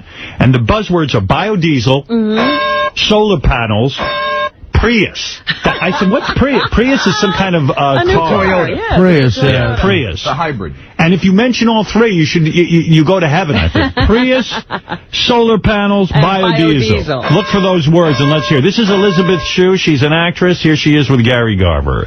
And the question, what do you do for the environment? And let's see how she answers it. Let's see if she wins the award. What have you done to help the environment? Well, I married Davis Guggenheim, who directed An Inconvenient Truth. That's one thing I've done to help the environment, I think. We recycle. I'm an obsessive recycler. We drive a hybrid now. What kind of car do you drive? We have a Prius, and once our lease on our other car runs out, we're going to get another hybrid.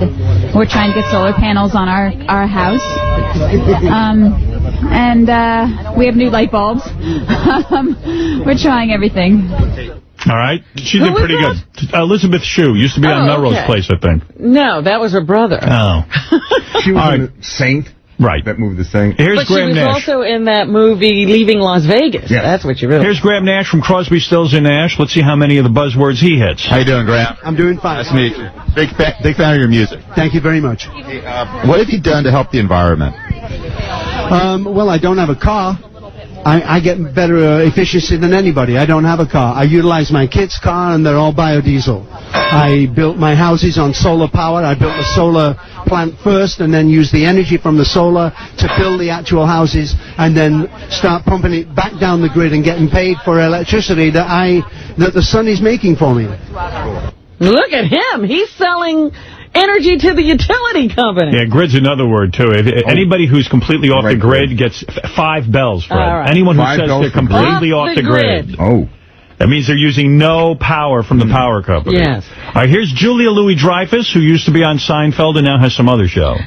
Something Christine. What is it? The old Christine. New Christine, old Christine. Here is Julia Louis-Dreyfus talking to Gary Garver. Hey, Julia, how you doing? Hi, how are you? Hey, what have you done to help the environment? I drive a Prius car and a biodiesel car, and I buy post-consumer recycled paper, and in every aspect of my life, and I have solar panels on my house, and I buy green materials as much as possible, and organic foods, and I recycle. Wow. Yeah, she's pretty good. Got them all. But she's still on the grid. Yeah, but she's got the biodiesel recycled something or other. Who's Wendy Malick? She's an actress. She was on that Just Shoot Me? Yeah, she's tall. Oh, the model on Just Shoot Me. Okay. Howard, she was on our show once, and we booked her to play the homeless game. Yes. And she wouldn't play it because her and her husband raised money for homeless people. She didn't think that was funny. Well, so it's not funny. It's very serious. It's homeless people winning prizes. That's right. We were raising money for the homeless. Wendy Malick. Let's see if she gets any bells. Hi, Wendy. How you doing? Good. How are you? Nice to meet you. You too. Hey, what kind of car do you drive? I have 2 cars. I do have a Mini Cooper, a little Mini Cooper, but I also have an old Mercedes diesel wagon that I use biodiesel in. Yeah. Hey, what have you done to help the environment? I live in a house that has solar power only. Oh, really? Yeah. She's off the grid. Wait. Yeah. Would you chop up the grid? Oh, yeah? She's off the grid. 5 bells. Nice. Yeah. Would you chop off your hand to save an endangered species? Wow. It probably depends on which endangered species it was. No. Well, you can pick one. Would you do? I mean, if you could pick one to save, would you actually do that? I don't know. I'd have to be in that situation to let you know that. Chopping off my hand would probably prevent me from doing a lot of the things I do that help me to make the money to help the people that I want to help. So I don't know if it would make sense. Hey, if you weren't an actor, what would you be doing? Be a veterinarian or a musician? Veterinarian. Should Bush be impeached? No, veterinarian. That's a good really? Gee, I guess I'm saying it wrong. No, I'm saying she's going to be a veterinarian, not whatever you say. Maybe a veterinarian. We're just talking about that. I don't know if it's the best way to spend the next 2 years.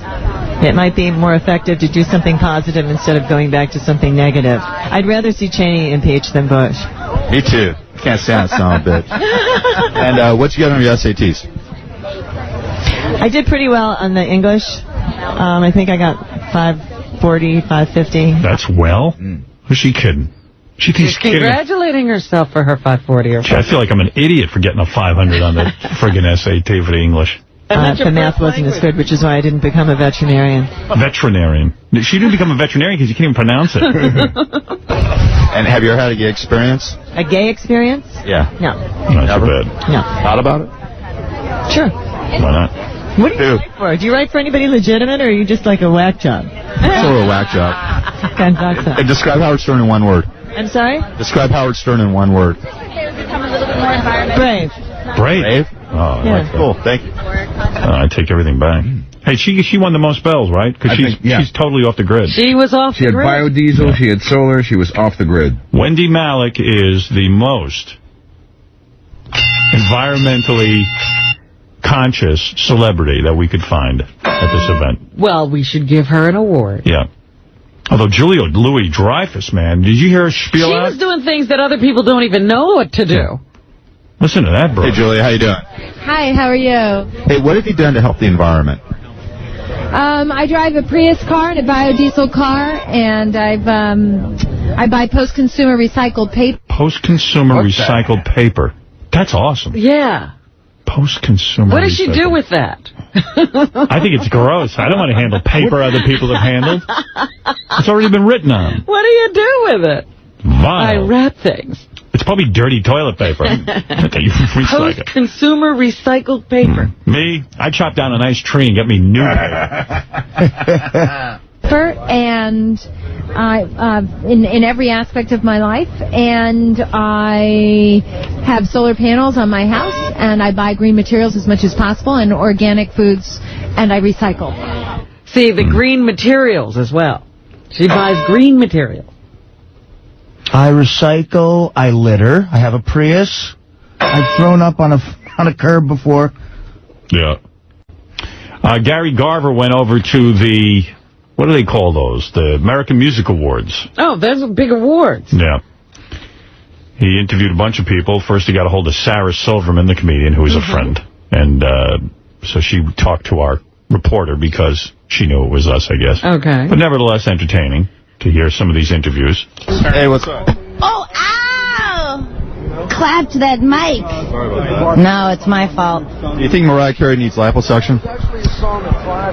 No, but she does need a makeover. Have you ever used the N-word? Yes. If you killed one celebrity, who would it be and why? But can I just say, well, I'm not even going to defend it. What do you think about Michael Richards going off like you did? I was going to say no comment, but to you, I'll tell you. He's just a fucking idiot. I don't think he's racist. I think he's just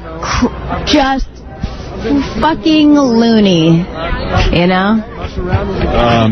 Do you think O.J. Simpson's guilty or innocent? Guilty. Describe Howard Stern in one word. What? Describe Howard in one word. Delicious. That's nice. Thank you. See, her whole take is the guy's just a nut. He's just off his bird. And according to what guys like Sam Simon and stuff are saying, it's like, whoa. But can you not be a racist and crazy all at the same time? You could be a crazy racist, sure. Then he interviewed a group called French Eyeball, who are, I think, rap guys, but I'm not sure. French Eyeball. But we better pull up their music. Yeah.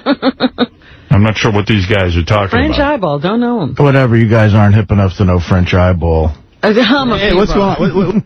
Hey, what's going on? What's your guys' names? The French Eyeball, you know.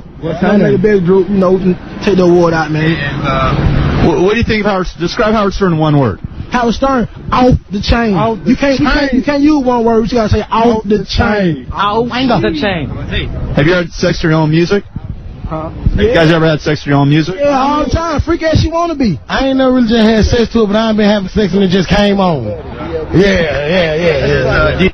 Are these Americans? Because I'm trying to detect what country we're in. Apparently these guys know what each other is saying.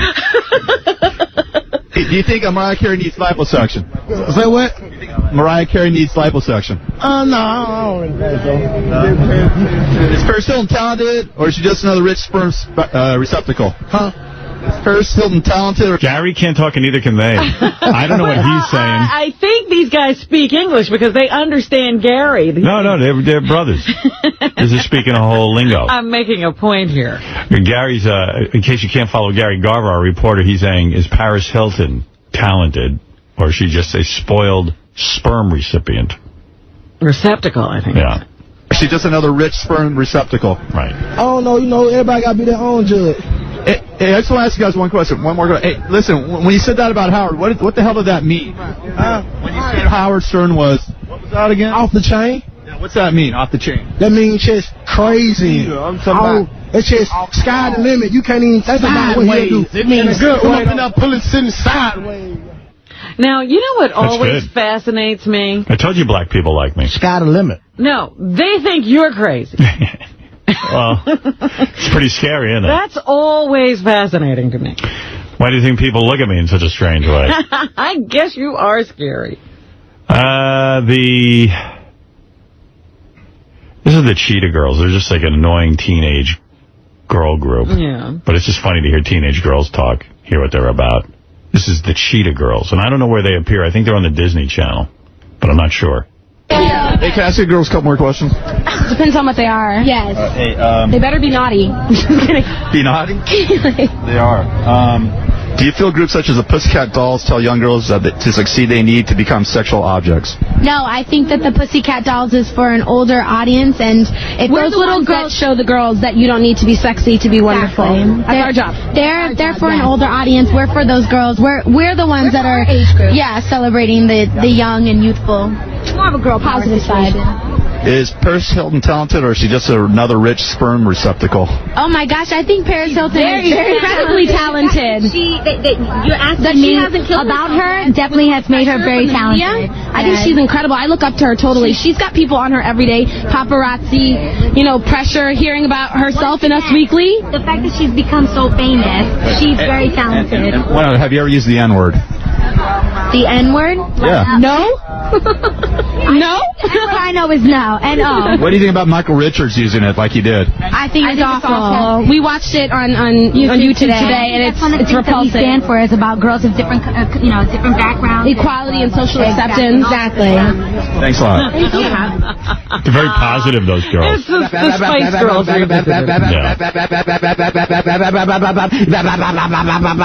Huh? Gary Garver went to a couple of events, and I don't want to pass these over because there's some good interviews in here with some very, very famous people. And let's see who we have up first. Here's Gary Garver, once again with Joe Pesci. He runs into Joe Pesci at all these golfing events. This is a Bob Hope golf classic. Yeah, Bob Hope Golf Classic. This is first he ran into Joe Pesci. Howard's still bothering me like he's making all this money now. He loves you. He's making all this money, man. He don't need to ask anybody anything anymore or do anything. Yeah. Here's some of the dumb questions you got. Come on. How do you think Bob Hope would have felt about... Wait, let me ask you one question. I want to see one thing. Do you have special questions for certain people? No, these are all generic ones. Look at you. This is so fucking silly. Look at this like a pecking order, even with Howard asking questions to people. It's fucking. They just told me that. They don't even have my name on there. I shouldn't ask anything. I don't think they knew you were here. Look at Tom Dreesen. Who are you? What do you do? You fucking guys are bad. Hey, do you have a favorite porno star? I was just telling somebody the other day that I don't. I shouldn't even say this, but most of the. I think when I was young, I used to, porn stuff used to turn me on. But you get older, it turns me off. So I don't have any favorites, and I think that the girls that do it turn me off because I think that any woman that tries to tease me or turn me on is such a big turn off to me. Do you believe any of that? I don't know. Why would he lie? I don't know. He doesn't like porn. I'm an older guy. I didn't come to the conclusion. You're not as old as him. Oh, maybe. I don't know. I think that it should be something that it just hits you. When you see a girl, you meet a girl, there's something about her that just either turns you on or doesn't turn you on, and they don't have to hi. They do that nonsense. It's bad. It just turns me off. So I don't have any favorites with those. Why can't Jennifer Aniston hold on to a man? That's not true. That's nonsense. That's a dumb question. You got to take that one out of it. I'm sure she can hold on to a lot of them. Don't worry about her. She can hold on to me. Yeah, she can hold on to me too. She's a cute kid. She's nice. Yeah. How heavy was the fattest chick you ever slept with? Oh shit. That has to go back a long time ago. God, it's too long ago to remember, but I think probably when I was about 17, which is a long time ago, at a bachelor party or something, I wound up with probably about a 250-pounder. Well, she was just giving blowjobs, and I wound up with her, too, It was but I didn't, at that age, you stick it in a doorknob so you don't care, in a keyhole, I mean. And would you ever golf with OJ? I have, years ago, before. I played a couple of rounds with him before that whole incident. I don't see myself in the future playing golf with OJ, I'm sure he gets a lot of rounds in, though. I just haven't seen him. I don't expect to run into him, is the thing, and I don't think I would. I like to play golf alone, actually. It's a spiritual thing for me. I like being alone outside. Yeah, I like it, too. Yeah. It feels good. Yeah. You're by yourself. Yeah. And is there anything you'd like to say to Howard in honor of his 1-year anniversary at Sirius? Hey, I'm really happy that, he made those choices that he did, and he's making all that money, which proves that he's a successful businessman. I mean, at some point, it's not even about the money anymore. It's just being right about the choices that he made. He's pretty smart, and he knows what he's doing, and I keep waiting for Howard to mellow a little bit, and show another side of himself that I hear is really great, by the way. Hey, Joe, thanks a lot. I'll see you, buddy. Good luck, man. That's a pretty good interview. Again. Good seeing you. All right, take care. I like that interview. Yeah, I would have stayed with that a long time. You shouldn't have left Joe. Should have stayed with Joe all day.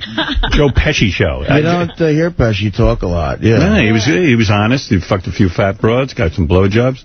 Doesn't like porn. You got to believe it all. Says his dick can fit in a door lock or something? He didn't make it till he was like 40. They got his break, so I'm sure there were some fat broads in there. But a long time ago now, Artie. Yes. So they got to go back. That's what he said. You know who Jerome Bettis is, Robin, right? He is a football player, was on the, what, Steelers? Yep, very good. He's known as the Bus. The Bus. That's right, you guys. Jerome Bettis. He ran into Gary Garver. I don't think he liked Gary Garver. Uh-oh. How you doing? How you doing? Hey, who's the modern-day Bob Hope? I have no idea. That's a good question. I don't know if there is one person that kind of really exemplifies what Bob Hope did. I mean, I think it's going to take a lot of years for somebody to really do it. I think it's just a tough job to have. I mean, Bob Hope was an icon. Hey, do you feel bad about playing golf when American soldiers are losing their lives in Iraq? You know what? It's a rough situation. I mean, it's one of those deals where, they're providing the freedom for us. I mean, and so what can you do? You can't go over there and do anything. You just got to, pray for them and wish the best for them. How heavy was the fattest chick you ever slept with? Oh, man, I'm done. Thanks. Yeah, enough of that. It was going well. What are you going to do? Man reached his limit. Michael Bolton, remember him? Michael? The singer? Yeah. He's now with Nicolette Sheridan, the girl from Desperate Housewives. And Michael Bolton, he was at this golf thing, and Gary Garver ran into him. Hey, Michael, how you doing? I'm in space. Good. How you doing? Good. Good. Hey, let me ask you something. Oh, God. Yeah, go ahead. Why do you avoid Howard Stern? You mean why don't I do the show or something? Yeah, why do you avoid him? Well, he's never actually officially invited me. I bump into him every once in a while at Valbella in Greenwich. I think he's funny as hell. But I'm not sure that there's much in it for me, because I don't think that's exactly my core audience. So I have a lot of friends who listen to his show as well. And I think he's funny as all hell. But you're all over the place with Nicolette, Yeah, all over the place. Should your penis be in the Sexual Hall of Fame? Ask Howard. He knows all those things. Thanks, Michael. All right, Michael Bolton says he doesn't want to answer that. He runs into who up in Greenwich? Get Baba Booey? Remember we went to dinner, Baba Booey had us to his house? Oh, yes. And Michael Bolton was sitting there with some hot chicks. Oh, I forgot about that. Yeah, that's what he means. I've only been there once when you went. Yeah, because I was like, he sees you in Greenwich? Yeah, he saw you too. Samuel L. Jackson is an actor, He's on Snakes on a Plane. Of course. I guess he ran into Gary Garver. I forget how that went. Is there anything you'd like to say to Howard Stern in honor of his one-year anniversary? Oh, all right, this is nice. Is there anything you'd like to say to Howard Stern in honor of his one-year anniversary at Sirius? Howard, happy anniversary, man. I mean, once again, you stepped into another realm, you're taking it to the next level, and you're still kicking all that ass that you've always kicked. And they keep paying you to do that. What's your secret? Thanks a lot, Sam. You're welcome. Cool. Have a good round. All right. Have a good round. Gary Garver, big golf guy. I think he knows a few of the terms you throw around. Sidney Poitier, the famous actor. Mr. Poitier. This is a different event, Howard. I know, Gary. Give me a sec. Don't jump down my throat. Sidney Poitier was at a event Gary Garver went to, and he was there with Sharon Stone. And who's Glenn Turman? He's an actor, too. He's on that show, The Wire. Okay. So Sidney Poitier, I don't think Sidney liked him. He was once married to Aretha Franklin. Oh, okay.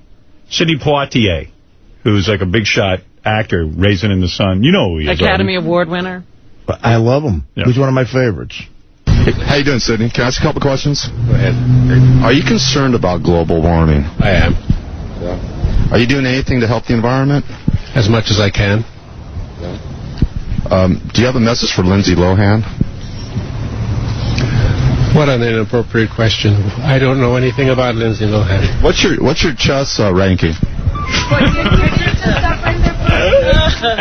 What an inappropriate question. Well, some chess questions in light of my new hobby. Isn't that great?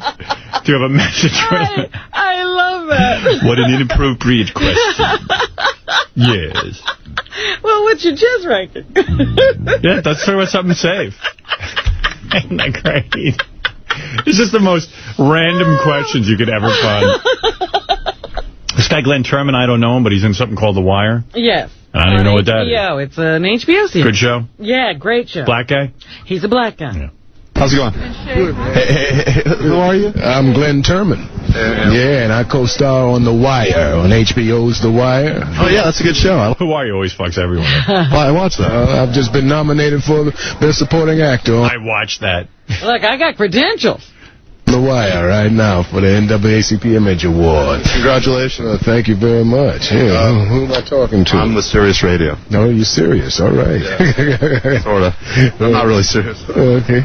Hey, are you doing anything to help the environment? Am I doing anything to help the environment? Yes, I'm a farmer, actually. So, yeah, I do quite a bit to help the environment. Is it obscene to take part in an event like this when there are millions of homeless and starving children? What can be obscene about art? Why aren't there more... Nourishes the soul for everybody. That's the purpose of art. Why would you even ask a question like that? Asking questions. Oh, okay, man. Because I'm an idiot. Hold on. Why aren't there more famous black artists? Why don't you do your homework and you'll answer your own question? How are you? That's it. Interview over. Yep, they heard it, and now he's been grabbed and taken away. He got one question off to Sharon Stone, and then she wouldn't answer him after that. Like, he was literally staring her in the face, and you'll see the microphone goes dead. Well, that's it.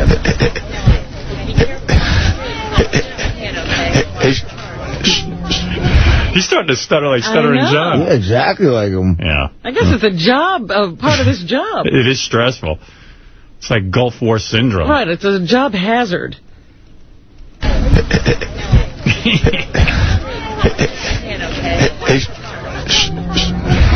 Sharon, are you concerned about global warming? Of course. Give me a second. Can you describe yourself in 3 words? Dead. You're retarded. Can you describe yourself? Can you describe Howard Stern in 19 words or less? Sharon? Wow. And Sharon? She's just staring at him. Sharon, one more on the far left. Can you describe Howard Stern in 1 word? Sharon? Gorgeous. Is asshole 2 words or what? So those are some of the interviews he was working on. This is pretty good. He's done a great job. Great job.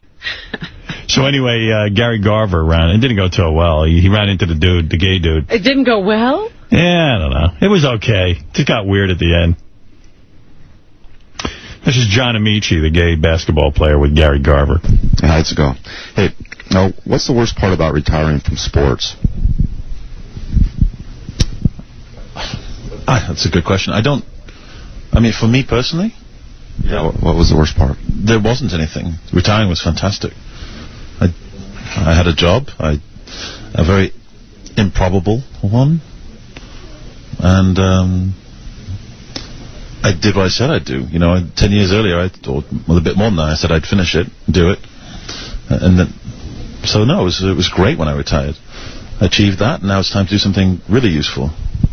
Do you think that you're blackballed from the NBA? Am I blackballed from the NBA? No, I don't think so. I'm in contact regularly with members of the NBA, including David Stern, and I work with the NBA Europe very closely. I guess this is how black guys sound when they're gay. Oh, stop it. That's how they sound when they're British. They sound English. Oh, is that what that is? English people, the lesson here is English people sound gay. And improve your basketball in general in Europe, so I can't imagine that being an issue. No. What do you think Tim Hardaway's deal is? What is his deal? You ever I mean, because you played against him, didn't you? I did play against him, but he seemed like a bit of a teddy bear, actually. Very nice fella, and you know, he's probably got some interpersonal issues that need to be worked out for himself before I can answer that question. Do you know of any other gay NBA players? There certainly are other gay NBA players, yes, and NFL and whatever the other ones are. What do you think the percentages of the NBA that's gay? 80% on the Jets. And the NBA, the Jets. And football, the Jets. Basketball, the Heat. I think if it's... I think it's unimportant. I think, you know, you can cite 1938 Kinsey and say it's 10%, or you can cite University of Stanford a few years ago and say it's 3%. And if it's one person, then it's the obligation of the institution organization, company, society, to make sure that they are in a space where they are openly... The Mets have many gay players. Many. Most, 99% gay. Probably that's a good number, I'd say, yeah. You think that, Artie? I disagree with this guy, by the way. If there really was only one gay guy, I don't think they'd have to accommodate him at all. Fuck him. But the fact is, there's many, so we have to accommodate them. I mean, accepted and able to do their job. So you know right now, players that are playing right now that are gay? Yes, there are players who are playing right now who are gay. Were you ever involved in a towel snapping incident in the locker room? A towel snapping? No. I can honestly say no. Towel snapping. Do you think that Shaq is hung like a mule? I have no idea. Yes, you do. You have no idea? No. Did you ever have an injury to your penis? I'm not even sure how that would happen. Oh, I know how it happened. Fucking Tim Who's the most attractive NBA player in the league right now? I don't actually watch the NBA right now. Do you have a favorite when you're playing? No. No, I know. Do you mind answering him? Well, it just seems slightly irrelevant. Would you ask a straight NBA player that question? Which question? Any of them? Yeah, I do. Regularly. We need to move on. We need to take the questioning in all these issues way beyond the 5th grade level. Can you describe Howard Stern in one word? I don't know him. You don't know Howard Stern? No. And are you worried about getting AIDS? We're done now. What? That's it. All right, thanks. Oh, my. Bye. We are finished, Sal. That's a legitimate question. We're done now. I don't think that's a bad question. Are you afraid of, like, getting AIDS? I mean, sure, everyone's afraid of it. Are we all? That would have been a better question if it came before the is Shaq hung like a mule question. But that's, but I think the question is, too, were you attracted to any of the other players when you played? Like, was there a guy you were sexually attracted to? What is wrong with that? See, that football player who came in, he fessed up. Yeah. Hey, that was a guy I liked. What about but do you think after, and I'm sure you guys weighed in on this, I can't remember, but after Magic Johnson made his announcement and he kept playing for a little while, do you think Charles Barkley was wrong in going, listen, man, I don't feel comfortable covering the guy, sweating? Well, yes, he was wrong. Yeah. Was he? See, I don't think I agree with Barkley. You get cut all the time in the basket. I don't know what we knew at the time. Boxers go through that all the time. And they're not allowed to box. I don't think they should be allowed to box HIV positive. They're not. Yeah, who does that? But they get cut. You might not know. Right. Of course you know. They have a blood test. No, but your blood test may not become positive for a while. But in this case, it's a risk. Every precaution is taken for that not to happen. Right. But in this case, Barkley knew he's HIV positive. You think he was wrong in saying, I have a problem with... You said he was nervous. I think he's incredibly honest about it. I would have a problem with it, too. You wouldn't play with Magic Johnson? I think, look, as a coach, I'd give Magic the ball and just say, drive up the middle. No one's touching you. But, yeah, I think I really would have an issue with it. Absolutely. Well, it's time. Gary, give me one good Gary Garver to play. Oh, here's one. This is Gary Garver interviewing Kevin Sorbo, who used to be Hercules on TV. Okay. And he's pissed off at Ben Affleck. Really? Yeah, this is great. We asked a million different celebrities, like, which celebrity do you hate in Hollywood? And he actually had a name. Yeah, like, no one ever answers it. But Kevin Sorbo's kind of cool. He had an answer. If you could murder one celebrity, who would it be and why? Ben Affleck, because he's got the career I should be having. How did Ben Affleck get his career? What did he ever write? Quite frankly, how good is Ben Affleck's career? He's struggling right now. Yeah. I know a guy who swears to God, and this is a guy who seems connected in Hollywood, that Ben Affleck and Matt Damon wrote about 3 words of that script. Are you serious? And William Goldman, the legendary screenwriter, is the one. They had an idea. They pitched the thing. The script was unreadable. It was awful. And they gave it to this William Goldman guy to write, and he did it without credit. Well, it does make you wonder why those 2 idiots haven't written a script since. Right. You wonder where's the next script. Woody Allen writes 1 a year. You know, look, that's a great urban legend that might totally be untrue, but I love that rumor. I don't understand how they did write it, seeing what they do now, but... Gary? You want one good one? Give me a good one. God, I can't decide. Florence Henderson gets pissed off. Gary Busey's crazy. But Mr. Blackwell is very old. Okay, this is great. You should know, first of all, the event is called Night of 100 Stars. Right. It's a party for people who are celebrities but not important enough to go to the actual Oscars. Okay. It's an Oscar viewing party. And it's a lot of B celebrities. And Mr. Blackwell is very, very old. Hi. By the way, nothing sadder than an old queen. Another one of my statements. Hi. What a night. Yeah. What a night. Hey, describe Howard Stern in one word. Who? Howard Stern. Describe him in one word. What's that mean? Huh? One word. Howard Stern. Unbelievable. How many people have you slept with? Male and female. Yeah. Oh, 200. How many male? 200. 100. 100. You think he slept with 100 women? No. I think maybe he slept with one. 20. Female? At least. So anal sex is a part of your life?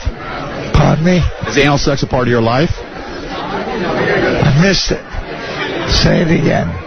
Is anal sex a part of your life? No. No. It was really good seeing you. Yeah, thanks for the question. How do I look? How would you rate my outfit? Better than your questions. Better than my question? Yeah.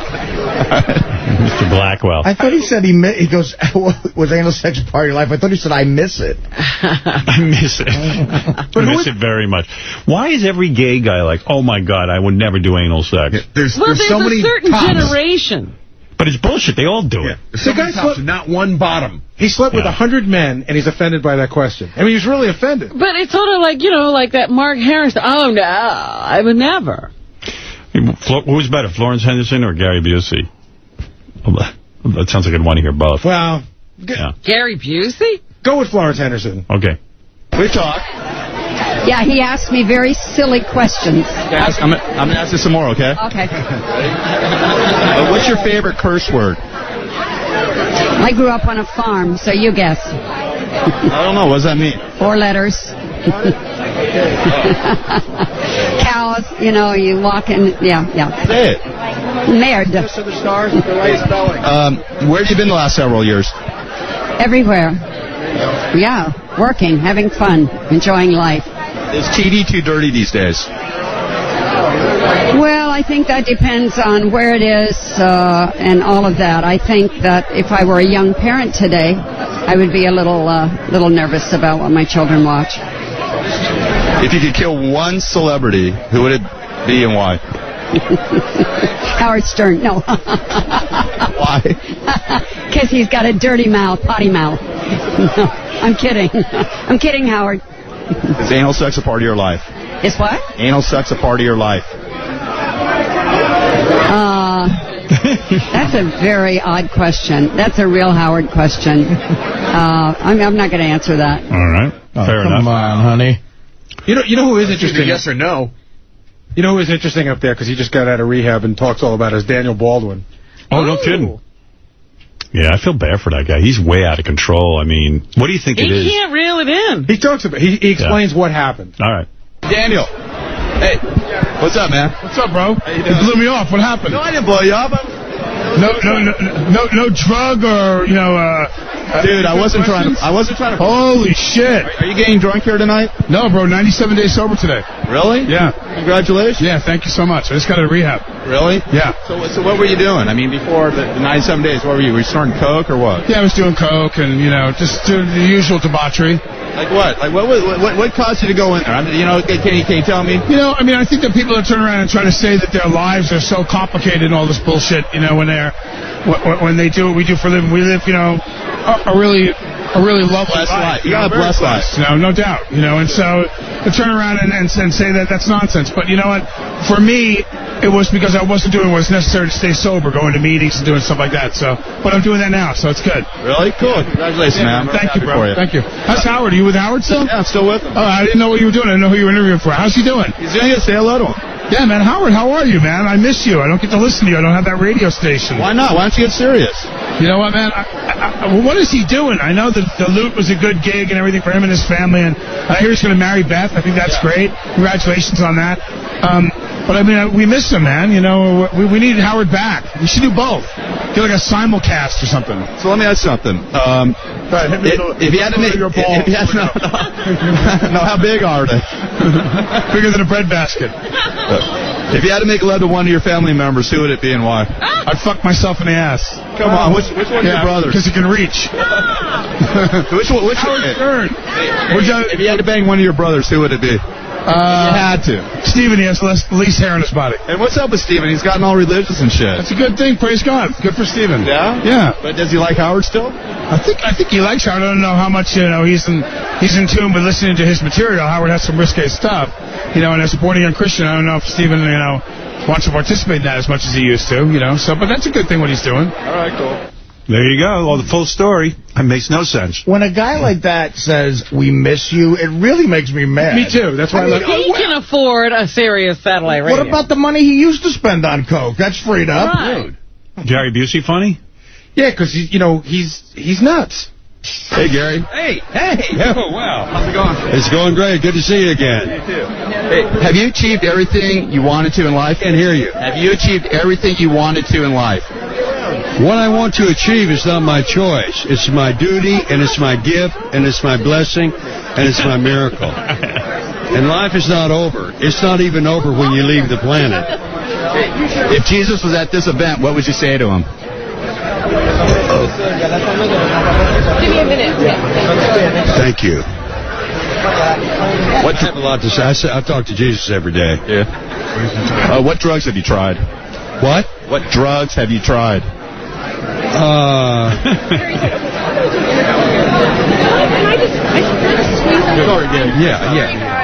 I plead the fifth on that. What station are you with? I'm with the Howard Stern Show. Oh, okay. Oh, Howard, listen. Howard, this is Busey. I have a new way to play Tickle and Pee. This way, you might have a chance to win. And tell Robin I will never pin her on the ground again, tickling her. And here's the good news, Howard. If you let yourself pee, not only will you get a set of luggage, but I'm going to send you 1,500 8x10s of Clark Gable, because I know that was your boyhood fantasy lover, but I won't tell anyone else. And how do you like your sex, rough or loving? What? How do you like your sex, rough or loving? Sometimes loving is rough, sometimes rough is loving, so jury's still out on that. Thanks a lot, Gary. Nice seeing you again. Good seeing you. Take care, buddy. He ain't putting you on the ground to tickle you because I fucking tackled him. And if anyone's going to pee his pants, it's him. Earth to Gary. What the fuck is he talking about? I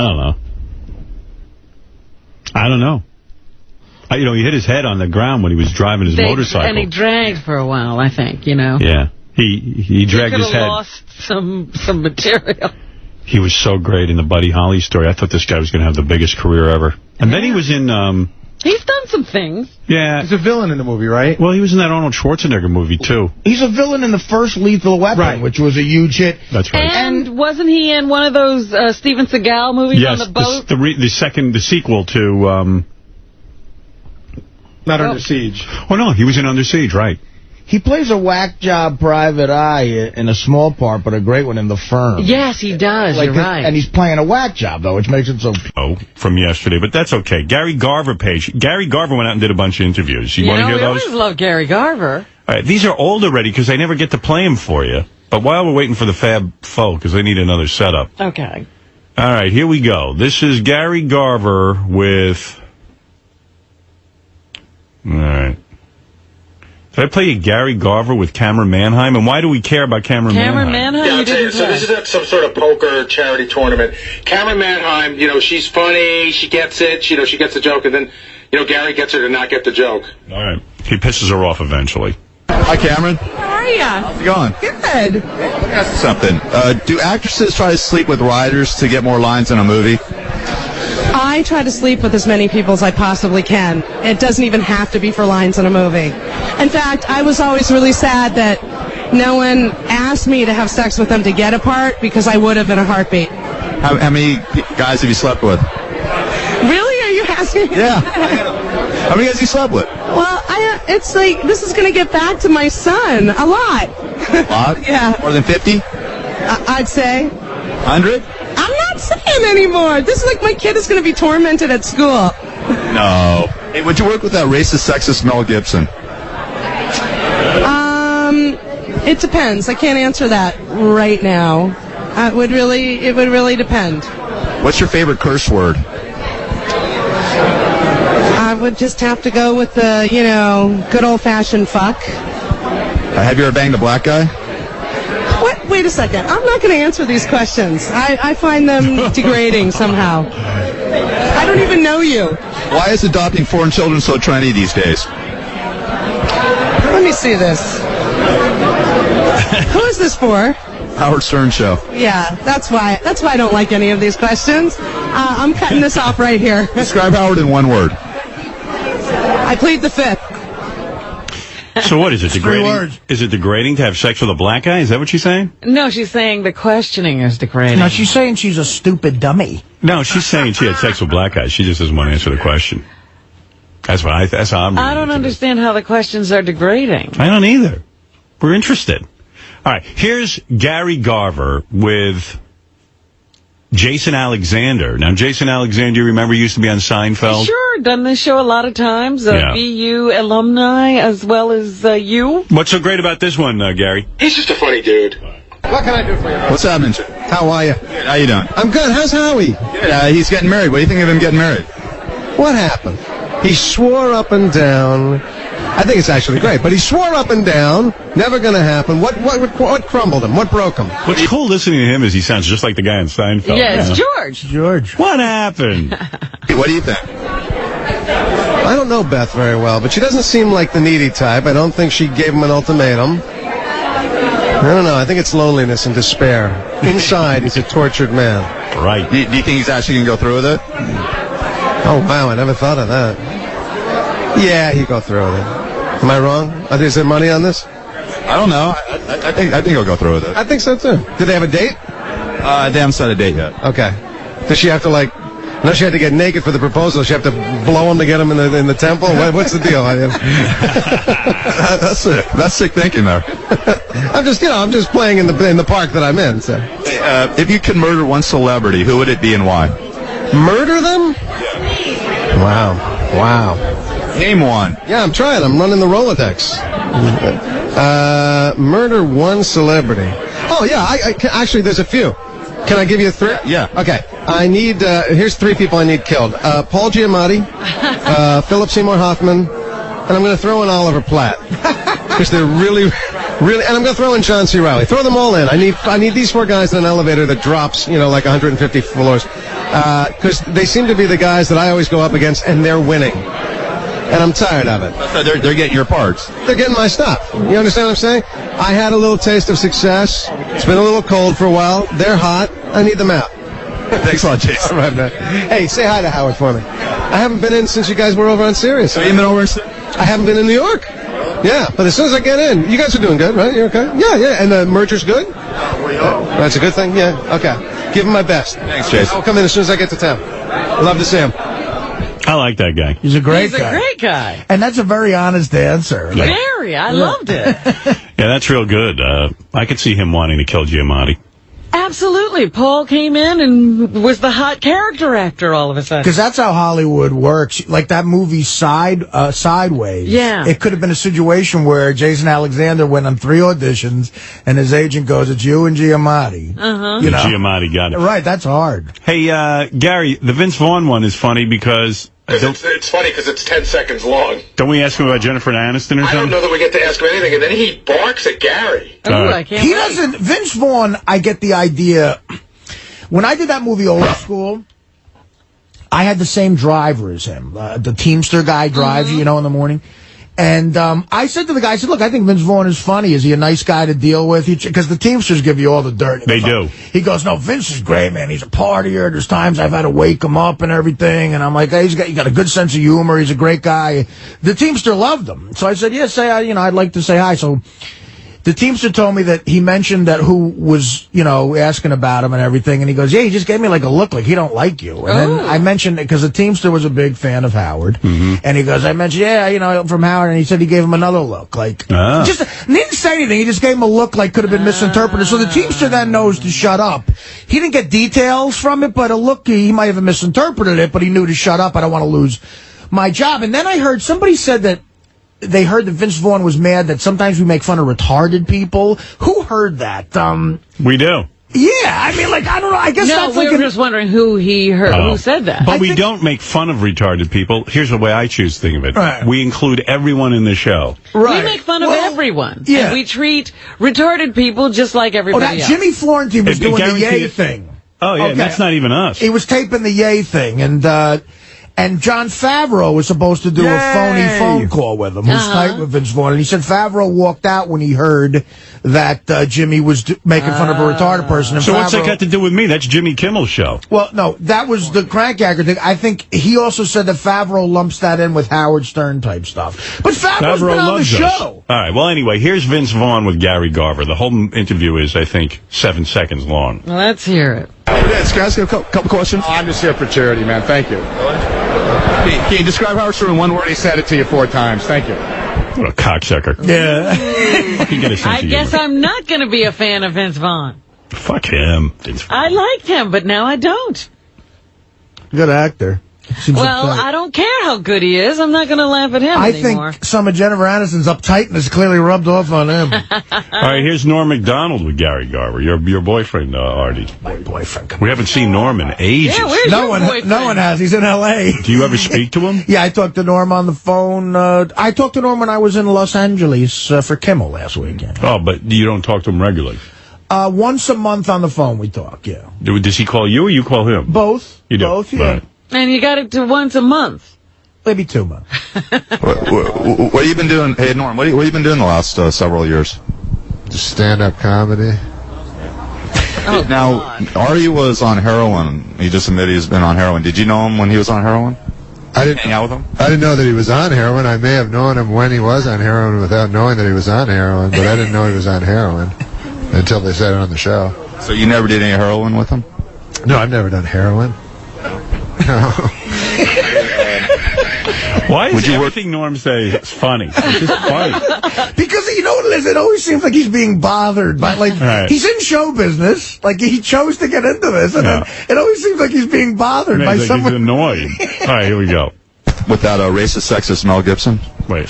Hey, would you work with that racist, sexist Mel Gibson? Sure. Yeah? Why? Why would you? Guy's a giant star. Anal sex a part of your life? Is what? Anal sex a part of your life? Anal sex? Yeah. Well, it's a part of my life, and then in the sense that I fear it every single waking moment. But no, I've never done it.